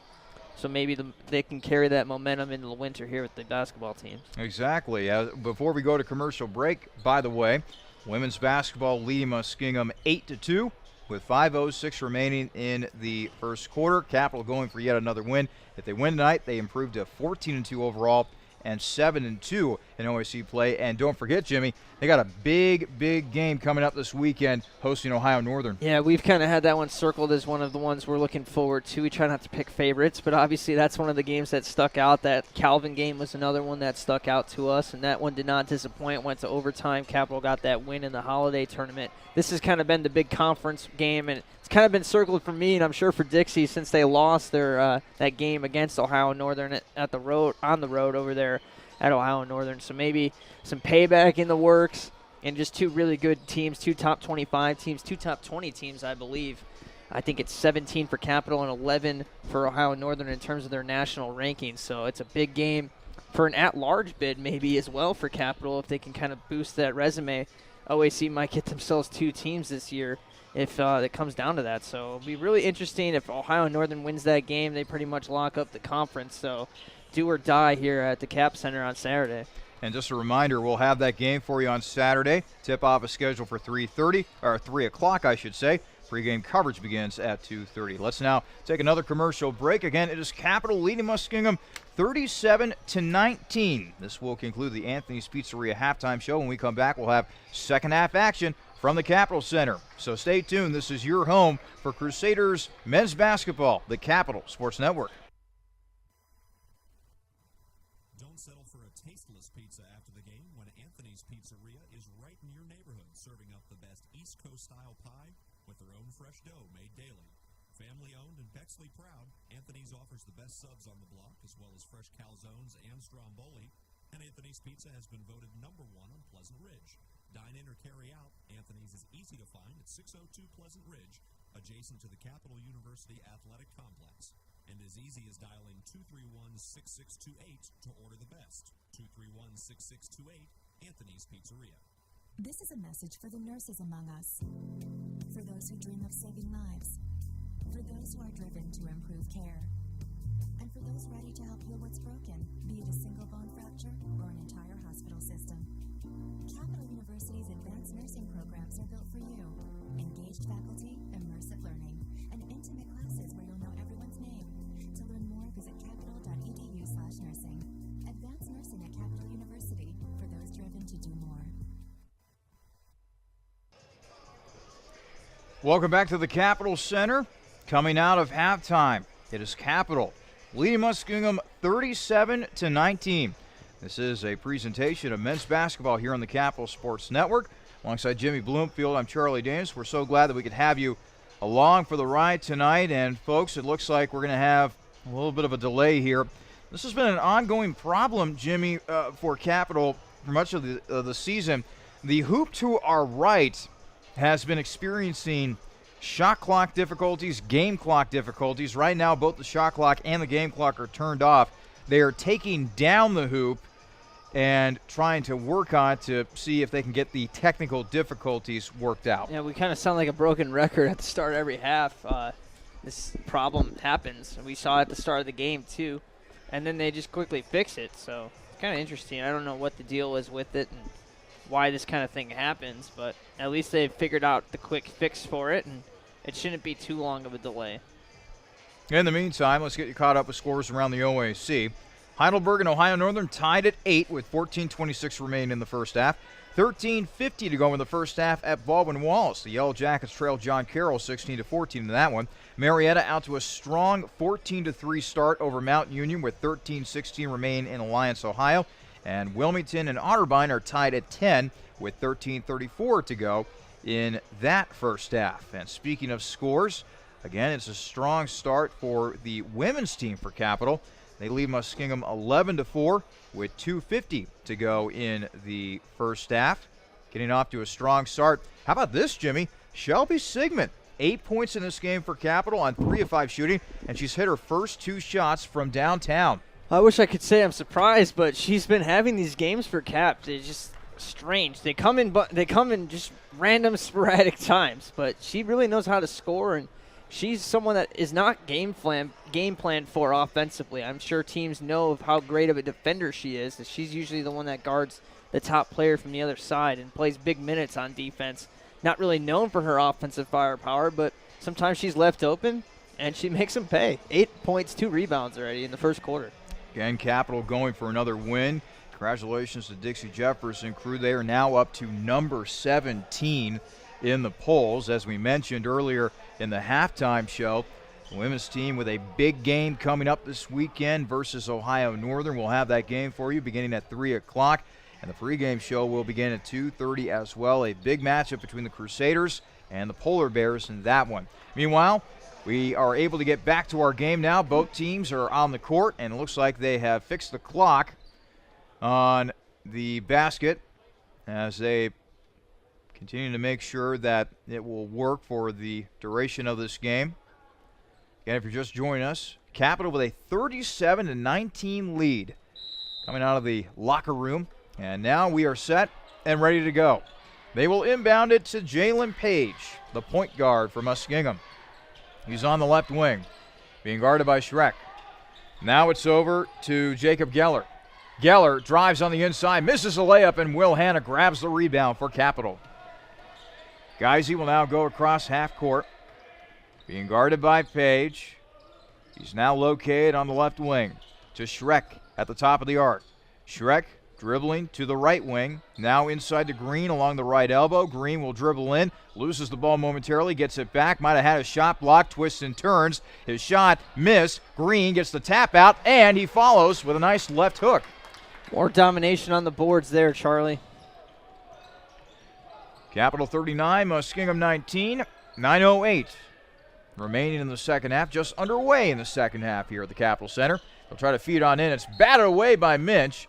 It'll go out of bounds and still be Muskingum basketball as the defense continues to be quite impressive for the Crusaders tonight, Jimmy. Yeah, not really sure what Keys saw there, trying to get that entry pass into Geller. Had about 2 or 3 guys on him. Three-pointer now on the way. That is no good for Marsh. It'll head out of bounds, and it'll be Capital basketball coming out of halftime. Muskingum shooting 21% from the field. With that missed shot, that actually drops it down to 20.7%. Minch now on the right wing. Oh, he faked out his defender, took it to the rack with nobody in front of him. Nice move by Minch. Yeah, he did a jab step to the left. Billingsley bit, and Minch got to the rack so quick. Billingsley had no chance to recover. That's the basketball version of a football's jump cut when a running back is trying to make some room there in the hole. Nice move by Minch. Page misses the shot, and the rebound is taken by Hanna. Hanna got away with one there. He was going for the steal, trying to cut off angles, and then just presented the basket to Page. Geisy drives in, kick out. Green thought about a 3. Now will dribble on in. Green now back out to Schreck. 15 on the shot clock. Schreck dribbling to his right along the right wing. Goes towards the baseline. Now he will get it to Green, and Green will knock it down from the right wing. Capital 44, Muskingum 19. And another made three-pointer by Michael Green. He has been money from the perimeter this year for Capital. Especially here at home. Jarrell Marsh dribbling, almost had his pocket picked by Hanna. Now it's to Page, over to Billingsley. Three-pointer now being launched. That is no good for Geller, and the rebound taken by Capital. And they might shoot under 20% tonight, Charlie. Geisy drives in, not able to quite finish it, as it looked like he blew a tire at the end. Yeah, he sure did. Page, right wing 3, no good. Geisy grabs the defensive rebound. Kurt now kicks it. Hanna thought about a 3. Now he'll pull it back out. I'd like to see him shoot it. Why not? Got an open look in transition. Playing well. Kind of feed off that momentum of that pass. Green to Schreck, now to Minch. Minch will go baseline. He'll drive. Almost lost out of bounds, and it is lost out of bounds by Geisy. Just take the layup. It was right there, Charlie. His head was right below the rim when he made that pass. And a timeout will be taken by Muskingum. We'll take a timeout as well. 16:56 remaining in the second half. It is Capital 44, Muskingum 19. This is your home for Crusaders men's basketball, the Capital Sports Network. It's the perfect sports bar because it's not just a sports bar. I'm Gary Calico, founder and president of Rusty Bucket. A lot of families build their sports world around the bucket. It's not just a guy's night out. You can bring your wife, you can bring your kids. We get a lot of groups in after games. Great place after the game. Kids love to come here. The Rusty Bucket Restaurant Tavern. The Rusty Bucket is a proud supporter of the Capital Crusaders. Crusaders. Visit us after the game at 2158 East Main Street and grab life by the bucket.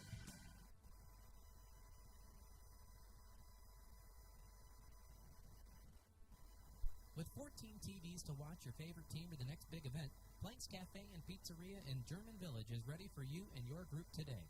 Plenty of free parking, free Wi-Fi, banquet rooms for private parties, and daily specials. What more reason do you need to visit Planks Cafe and Pizzeria? Planks is located at 743 Parsons Avenue and has been serving the Columbus community since 1939. Planks is on the web at plankscafe.com or available by phone at 614-443-6251. Planks Cafe and Pizzeria is a proud supporter of Crusader Athletics. 16:50 to go in the second half. Capital with a 44-19 lead over Muskingum. The Muskies back with the basketball. A drive on the inside, and a foul will be called. It looks like against Will Hanna as he was defending against a driving Jason Peoples, 5'10" freshman from Englewood, Ohio. So somewhere in the Dayton area, went to Northmont High School. Drive on in, a kick out to Billingsley. Billingsley, he'll drive on in as well, drops it off for Keys. Keys, reverse layup, no good. And the offensive putback is good for Robbie Heisey. Capital 44, Muskingum 21. Good to see the Muskies get something done in the post finally. Inside, Minch finishes with the left hand. They've got to get Billingsley off of him. He's undressed him twice now. Just a simple backdoor cut, and Billingsley was so late to react to that. Minch with 12 points in this game. Page drives in and comes up short as Hanna grabs the rebound. Geisy now on the right wing, being guarded by Page. Passes off to Minch. Minch drives on in. Nope. Pulls up for a foul shot and got hit and made the shot as well. So now he'll head to the free throw line to try to complete the three-point play. Got smacked right in the face in the middle of that shot, not intentionally. Biggest lead of the night for Cap now. 14 points now for Mark Minch. Came into this game the second leading scorer in the OAC. Only Baldwin Wallace's Cam Kuhn has a higher scoring average, but then again, as Jimmy likes to point out, he was helped out by a 52-point outburst that he had earlier this year. Three-point play completed by Minch with the made free throw. It's now a 49-21 lead for Capital with 15:46 remaining in the second half. And Minch averages 20 and change on the year, and Cam Kuhn at 22.7. So Minch is going to have to get up into that 25-point range if he really wants to help himself out tonight. He'll go inside and count the bucket and a foul. Hanna is called for the foul, and heading to the free throw line will be Robbie Heisey. So Heisey heading to the cherry stripe. By the way, Heisey from the same hometown as Shelby Sigmund, both Bellbrook, Ohio natives. And oddly enough, my high school's rival. I went to Oakwood High School in the Dayton area, and Bellbrook is considered our rival. Free throw missed, and the ball is collected by Geisy. Capital 49, Muskingum 23. 15:25 remaining in the second half. Schreck on the right wing. Now it's over to Hanna. Hanna at the top of the arc. Trying to decide where to go with the ball. Green trying to pass on the inside. Got it batted away, but Geisy gets it back. Long jumper for Minch, and Minch knocks it down from 15. Minch on pace to be the leading scorer tonight, Charlie. If he is the leading scorer, it'll be 13 of 16 games for Cap that he's been their leading scorer this season. He is the straw that stirs the drink, so to speak. Capital 51, Muskingum 23, 14:50 to play in the second half. Glass, guarded by Geisy. 8 seconds on the shot clock. A lot of passing for Muskingum as they get it over to Peoples. Peoples will launch a desperation three. That's no good, and Schreck grabs the rebound. Fantastic defense is continuing from that first half. Muskingum shooting 22% from the field. Meanwhile, Capital shooting nearly 54% from the field. And they've made Muskingum, that is, they've made just 8 field goals all night. Minch passes it out to Green. Green trying to dribble on in. He will. Shot short, but Schreck with an offensive rebound. Three-pointer on the way. Knocked down by Kurt Geisy. That shot would not have been made possible without that great offensive rebound by Austin Schreck. And great awareness with 3 on the shot clock. He had to shoot there. Jackson had a desperation 3 earlier, and everything's kind of going Capital's way. A drive on the inside, a bucket converted by Joshua Glass. Capital 54, Muskingum 25. 13:45 remain in the second half. Geisy near the left wing. Now it's over to Schreck. Geisy waving off Green now. On the left wing, over to Hanna, swung around to Schreck on the right wing. They go inside to Minch along the foul line. Turnaround jumper, Minch, short, and the rebound taken by Jason Peoples. Peoples will motor up the court, pass it off to Glass. Glass will launch a 3. Back iron, no good, and the rebound taken by Green for Capital. Geisy now with the basketball, across the timeline as we approach 13 minutes remaining in regulation. Schreck to Hanna, back out to Geisy. Geisy along the left wing to Minch. Minch goes baseline, off the glass, and in for Mark Minch. Count the bucket and a foul. Mark Minch continues to pour in the points tonight for Capital. And now a slew of substitutions for the Crusaders. Caleb Cox, Tyrell Jackson, and Gavin Wildermuth check in as Minch gets ready to try to complete the three-point play. And this group's going to get some big-time minutes now with the score the way it is, and they really need the minutes. They need to start figuring out how to play as a group offensively. The defense has been there from this group, but I'd like to see some scoring from this second unit. Minch now with 20 points. It's a 57-25 lead for Capital with 12:45 remain. A drive on the inside as Capital draws a little bit closer. Shot made by Ricky Wilson.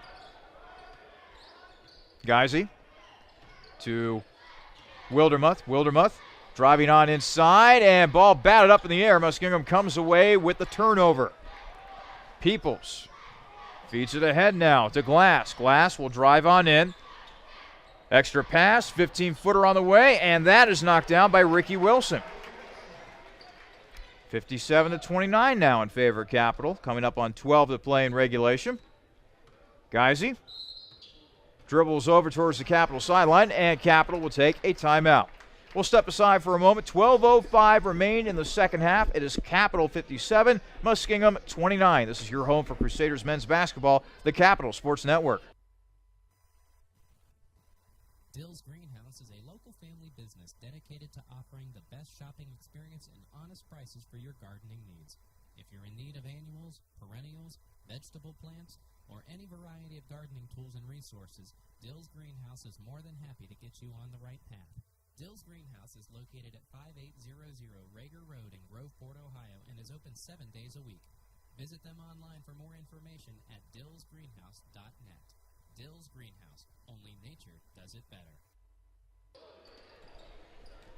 12:05 remaining in the second half. It is a 57-29 lead for Capital over Muskingum. Charlie Davis and Jimmy Bloomfield bringing you the action tonight from the Cap Center. Joey Weingartner, top of the arc, swings it over to Gavin Wildermuth.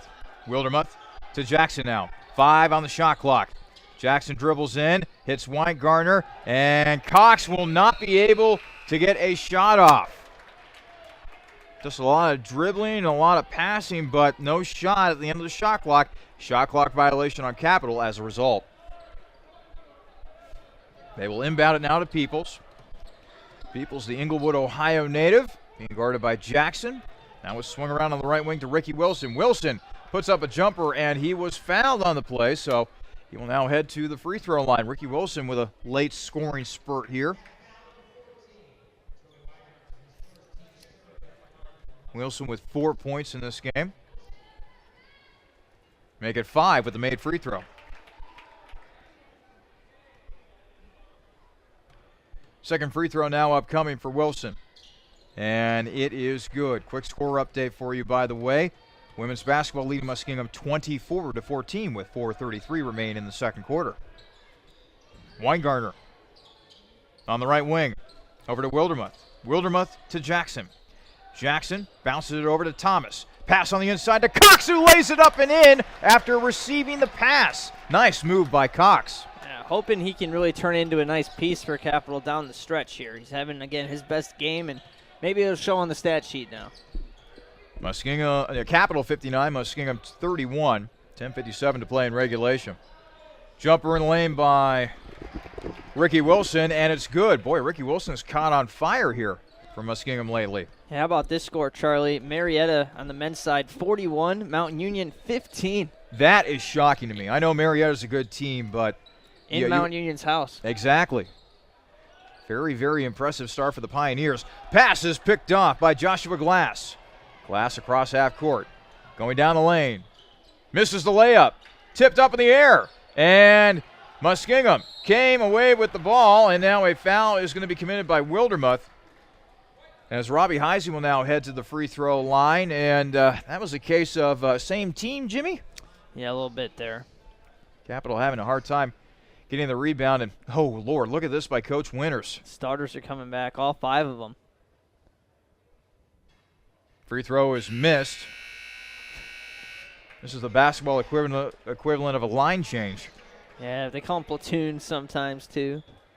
Another interesting score helping out the men's team tonight. Heidelberg trailing by 11 at home against Ohio Northern, a team behind them in the standings. Again, Capital and Heidelberg tied at 4-4 apiece. Baldwin Wallace is also losing, so pretty much everything that Capital needed is working in their favor. If the scores all hold, they'll move up to the 4th seed in conference. Minch, meanwhile, on the left wing, splits 2 defenders, off the glass and in with the left hand. Wow, what can this man not do on a basketball court? He just made Joshua Glass look like he didn't even move, and he just blew right by him so quickly. Capital 61, Muskingum 33. 9:52 remaining in regulation. Wilson out to Page. Page has a shot blocked by Minch. Minch now in the open court. Minch trying to bounce it over to Green, and Green lost it out of bounds. It'll be Muskingum basketball. And Minch trying to share some of the love with his teammates right now, but I would just be in attack mode. Just keep getting some points. Capital 61, Muskingum 33. 9:39 remain in the second half. Page will bring it up for the Muskies, who continue to struggle from the field offensively, 27.9% from the field. Meanwhile, Capital shooting 55% from the field, and the layup is converted by Malik Billingsley. Capital 61, Muskingum 35. 9:18 remain in the second half. Geisy will bounce it over to Schreck. Schreck, jumper from the left elbow. No good, but Green with the offensive board. Green with the putback with the left hand. 63-35. Capital with the lead. Page. Over to Billingsley on the right wing. 18 on the shot clock. Billingsley back out to Page. Page dribbling to his left along the right wing. Now over to Billingsley. Billingsley with a little bit of a spin move, but guys, he's not having none of it. Three-pointer on the way. That is knocked down by Brendan Matthews. 6'5" junior from Grove City, nearby here in Columbus. They've already equaled their first half output of 19 points, starting to heat up a little bit. Just under 30% from the field now, which is a remarkable improvement from the first half. Still a big lead, though, for Capital, 63-38 in favor of the Crusaders. 8:16 remain in regulation. Minch near the foul line. Nice pass inside as he finds a streaking Schreck for 2. Capital 65, Muskingum 38. 8:04 remain in regulation. And a foul's going to be called against Schreck as Jarrell Marsh was able to get to the bucket in a hurry. So Marsh will head to the free throw line. Marsh was one of the players, Jimmy, that we spotlighted in the pregame show. Came in here averaging 14.6 points per game. And he is at 6 points at the moment. Make it 7 with the made free throw. What do you think of Marsh? He's a good player. I've been more impressed with Page, the smaller guard. Marsh has stepped up on defense. He's playing actually good defense. He was the one guarding Minch and completely stopped him there, but no one picked up Schreck under the basket. And again, they've got a nice little future here with those two in the backcourt. Second free throw made, and also a timeout is going to be taken here. Let's keep it here at the Capitol Center for right now, 65-40. Capitol with the big lead still, 8:02 remain in regulation. Again, let's continue to give you score updates from Muskingum as the women continue to play pretty well against the Muskies. Jimmy, they lead Muskingum 31-18 here. Jenna Irwin is now your leading scorer for Capitol. She's got 14 points, 5 of 6 from the field, 3 of 3 from downtown. Yeah, pretty much all the production coming from the starters. Irwin 14, Sigmund 8, Thompson 6, and Gage has 2, Watchman has 1. So pretty much what we expected in the same 8 players with Pla coming in and Risner coming in and Fondesi. And actually, that'd be 9 with Watchman. Looks like it's going to be that 9-person unit that Dixie really trusts, and it's a nice little group. Fondesi's had a nice little run here of a couple nice games. Yeah, and Capitol's definitely going to need Colleen and the rest of the crew to perform at a high level this Saturday. Again, the women's team taking on Ohio Northern. That game will tip off at 3 o'clock, and the pregame show will start at 2:30. Ohio Northern in a little bit of a dogfight with the Heidelberg women's team. 27-23 nearing halftime there. Obviously a lot of game left, but maybe Heidelberg can give Capitol some help because they're going to need Ohio Northern to lose just more than just to them to be able to catch up to them in the standings. Ohio Northern undefeated in OAC play on the women's side. Bounce pass to Green. Green finishes at the rim, receiving the nice pass from Hannah. 67-40. Capitol still with a big lead. Keys twisting, turning, back out to Billingsley. Billingsley will drive and miss the layup. Keys with offensive rebound, and then he puts it right back.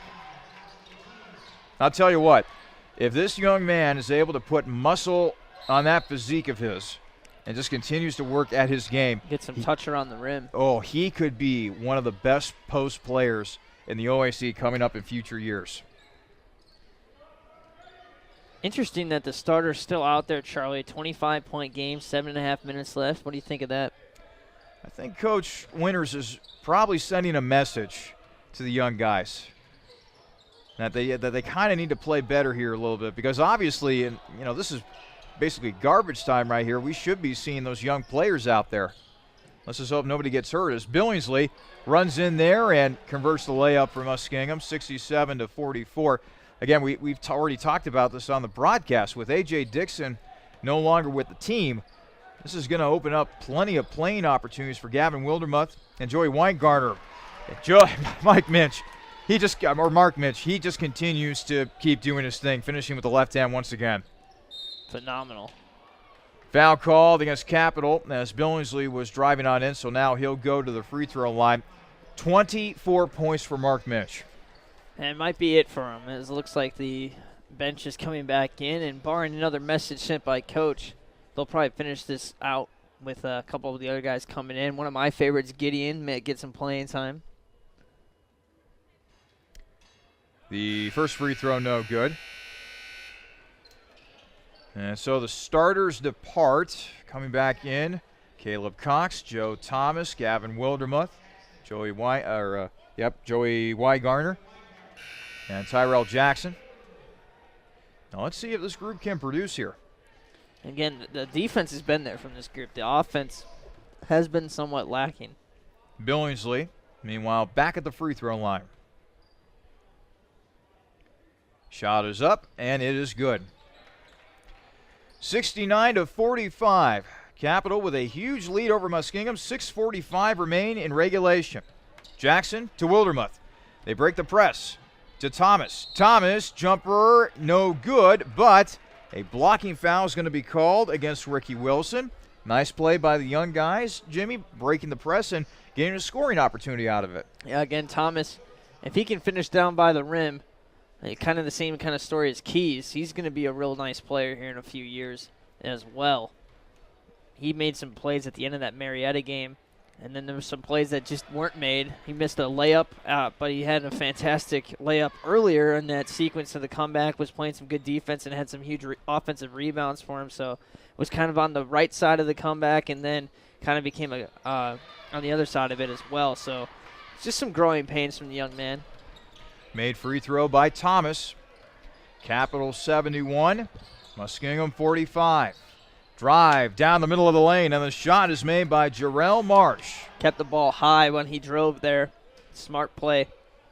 Capital 71, Muskingum 47. Again, Muskingum goes with the press, but Capital does a nice job of breaking it. Over to Weingartner, and now Capital will go into the half-court offense. 21 seconds on the shot clock as Jackson, positioned on the left wing, passes it off to Weingartner, back to Jackson. Jackson will now dribble towards the baseline. He was fouled on the floor. That'll be the 14th foul on Muskingum here in the second half. Capital, by the way, has 6. And now a trio of substitutions here. Logan Chuba checks back in for Muskingum, as well as Jason Peoples. And it looks like Brendan Matthews also came back in there. Fresh shot clock for Capital. Weingartner, top of the arc. Now it's over to Cox, to Wildermuth. Now, Wildermuth trying to get the pass into Cox, but it's batted up in the air, and it'll go out of bounds. It'll still be Capital basketball with 20 seconds remaining on the shot clock. Wildermuth bounces it over to Weingartner. Weingartner now over to Jackson. Jackson to Cox near the foul line. Cox dribbles in. Jumper, no good, and the rebound taken by Ricky Wilson. Wilson dribbling in, cut off.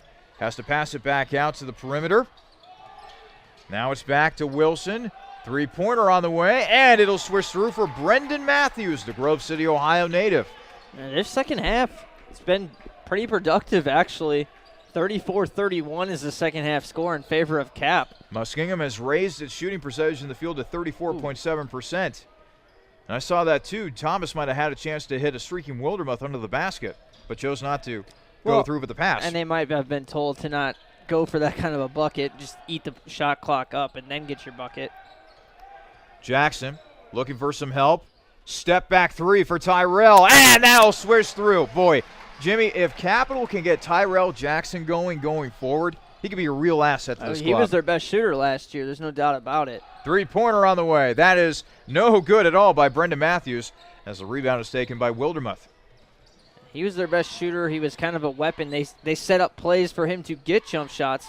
He's kind of buried on the bench at the start of the season, and now is getting that playing time back. Weingartner with a floater in the lane, and he converts that. Joey Weingartner. And these could be the two players that kind of score from this unit. Weingartner could be that slasher. You got Jackson to be the shooter. Shot missed by Jarrell Marsh, and Jackson comes away with the rebound. It's a 26-point lead for Capital with 4:09 remaining in the second half. Weingartner, top of the arc. Now it's over to Cox. Cox to Wildermuth. Wildermuth lays it up and in. And this second unit is playing much, much better offensively. Starting to find themselves a little bit. And again, it was a good thing that this score is where it's at so this unit can get some practice here. These are really important minutes moving forward for this group, especially with a couple of more easier games coming up after this one. They could really get into that shape for that big matchups with Marietta and Mount Union coming up. Let's keep it right here again at the Cap Center. 3:51 remaining here in the second half. As Capital 78, Muskingum 50.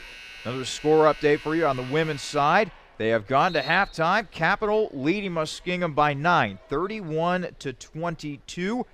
Jenna Irwin still leading the Crusaders in points with 14. Shelby Sigmund with 8. Kristen Thompson has 6 points and only 1 rebound tonight. The women shooting 50% from the field. Muskingum only 29.6% from the field in that game. And how about this? A couple new players here for Capital. We'll get you updated here in just a moment as the shot is missed by Jason Peoples. Foul's going to be called against Capital, against Jack Gideon, one of your favorites, Jimmy, sophomore from Fremont, Ohio.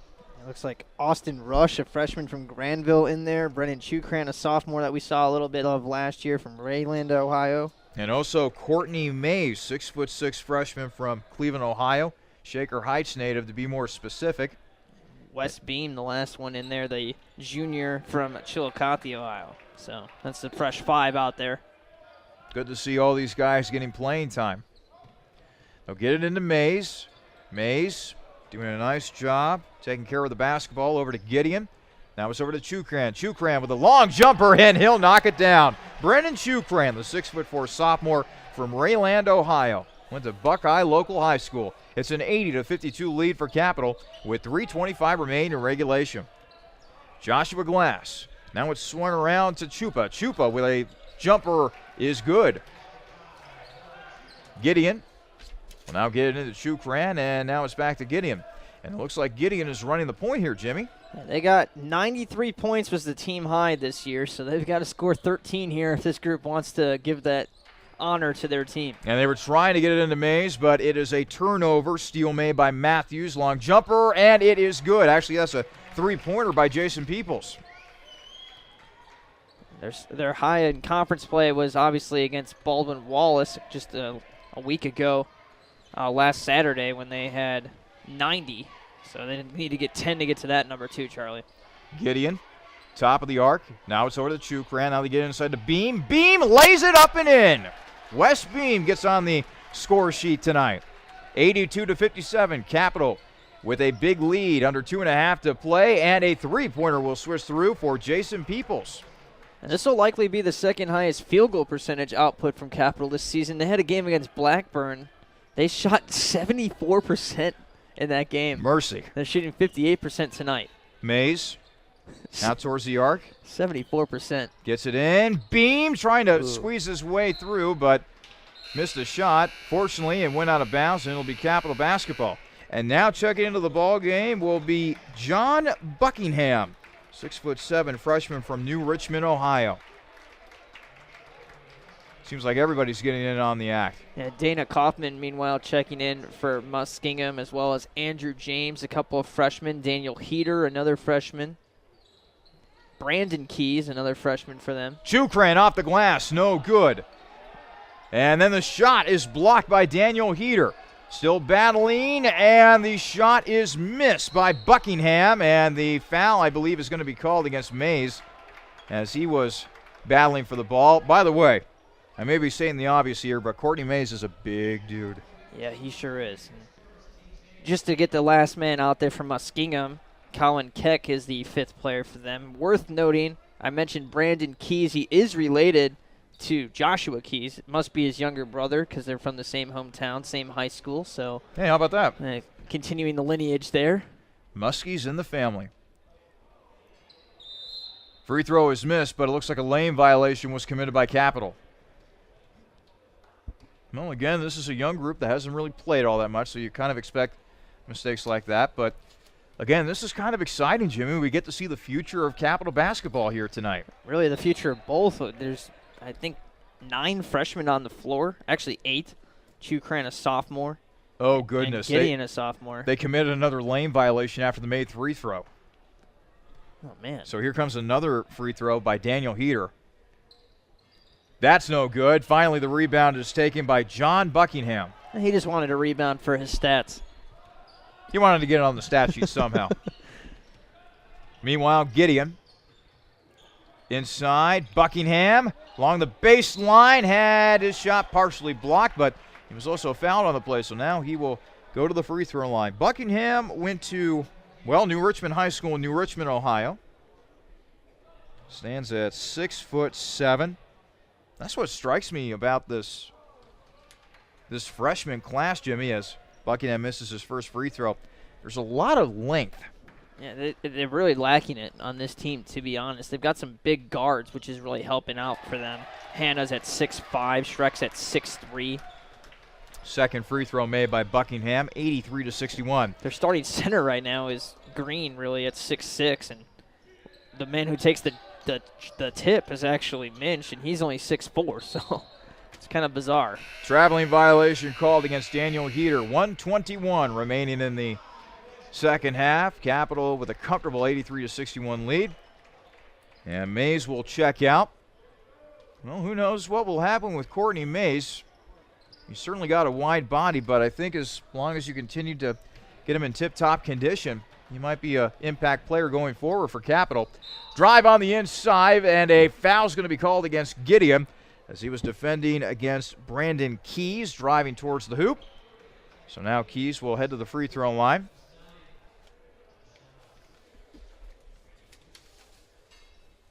First free throw missed. 109 remaining in regulation. Capital with an 83-61 lead over Muskingum. Great offensive night for Capital as the second free throw is made. Crusaders shooting 55% from the field and 63% from downtown, 7 of 11 from beyond the arc. A couple of those desperation threes, but they count just as much as any other three. Definitely saw a good game from Tyrell Jackson in terms of making three-pointers from that part of the floor. 50 seconds and counting. Gideon driving and laying it in with the left hand. Really like and this Gideon kid. Steals it and lays it up and in. I was just saying, I really like this kid. I hope he gets some playing time. Obviously, he hasn't really gotten a lot this year, but maybe his senior year, maybe next year even, he can get onto the reserve line of the substitutions. Three-pointer is missed. Battle for the loose ball. Muskingum comes away with the offensive rebound. Jump hook in the lane, no good by Heater. And the rebound is taken by Gideon. 24 seconds and counting. They have turned off the shot clock, and it looks like Capital will just dribble the ball out here. He's clearly the best player on this unit. I'll say that about Gideon. This Capital team is going to continue to get deeper and deeper on the bench. Talking with Jeff Gongwer before this game, they were really excited about recruiting.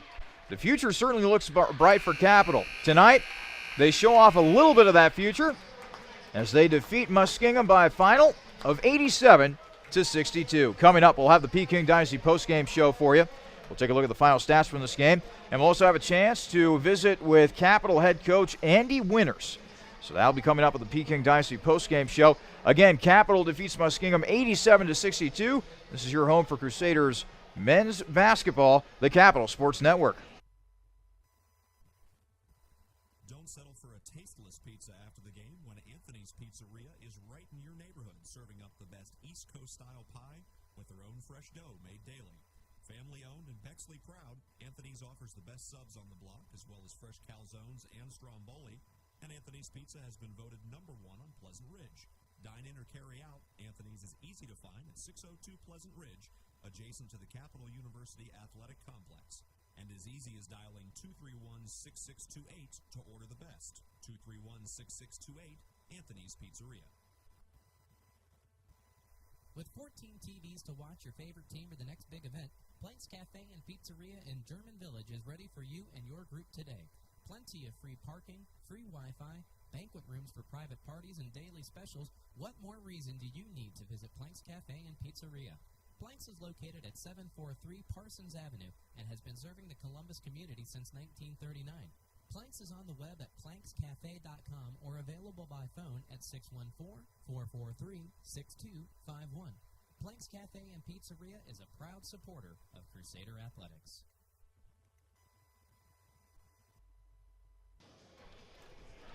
Hello, everyone. Welcome into the Peking Dynasty postgame show. Tonight, it is Capital defeating Muskingum by a final of 87-62. Alongside Jimmy Bloomfield, I'm Charlie Danielson. Jimmy, I think this is exactly what the doctor ordered for Capital. The Crusaders losing 5 of their first 6 games here in the year 2016.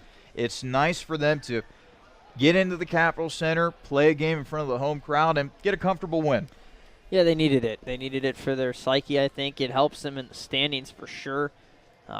Things are breaking their way. They could end up as the 4th seed at the end of the night here, and obviously the eyes are on that 4th seed. I talked about that in the pregame, what that means for the team, but if you missed it, obviously it would be a home game in the first round of the OAC tournament. So that's what the eyes are set on right now.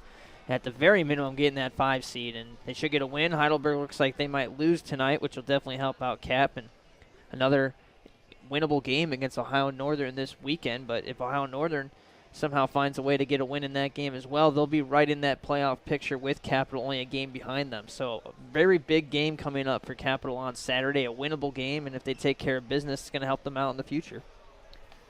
Let's now take a look at the final stats of this game. First for Muskingum, leading scorers for the Muskies were Ricky Wilson and Jarrell Marsh. Each had 10 points in this game, 3 points for Joshua Keys, to go along with 6 rebounds and 2 block shots.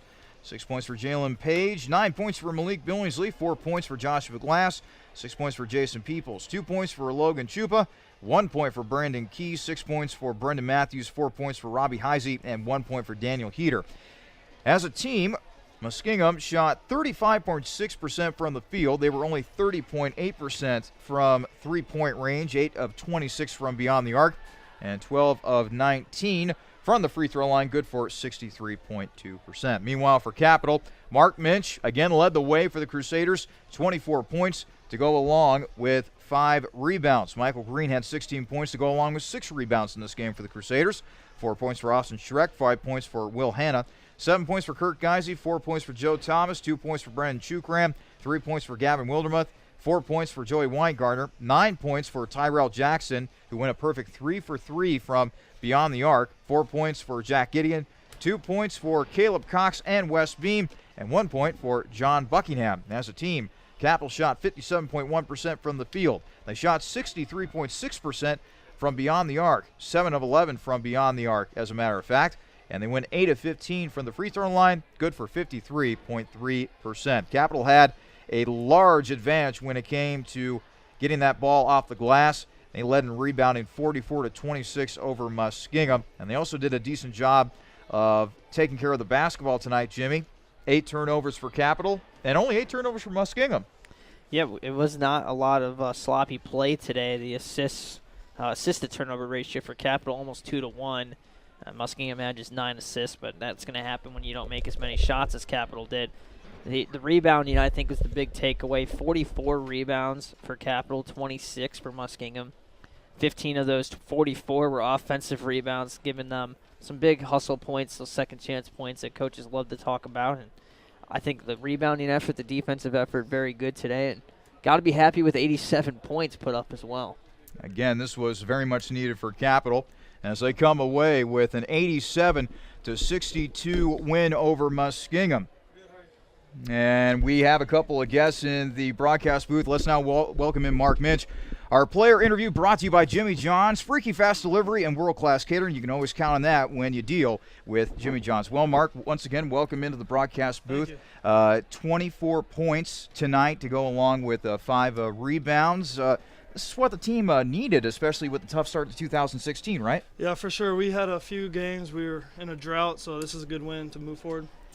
And how about all the players that got to play here tonight? Jimmy and I were talking about in the broadcast booth how we got to see the future of Capital basketball out there. It's nice to see the young guys get some action tonight. Yeah, for sure. Everyone was playing good, energetic, and for each other, so looks positive for the future. Now, speaking of the future, obviously I heard the news about A.J. Dixon today with no longer being with the team, so we got to see a lot of Joey Weingartner out there.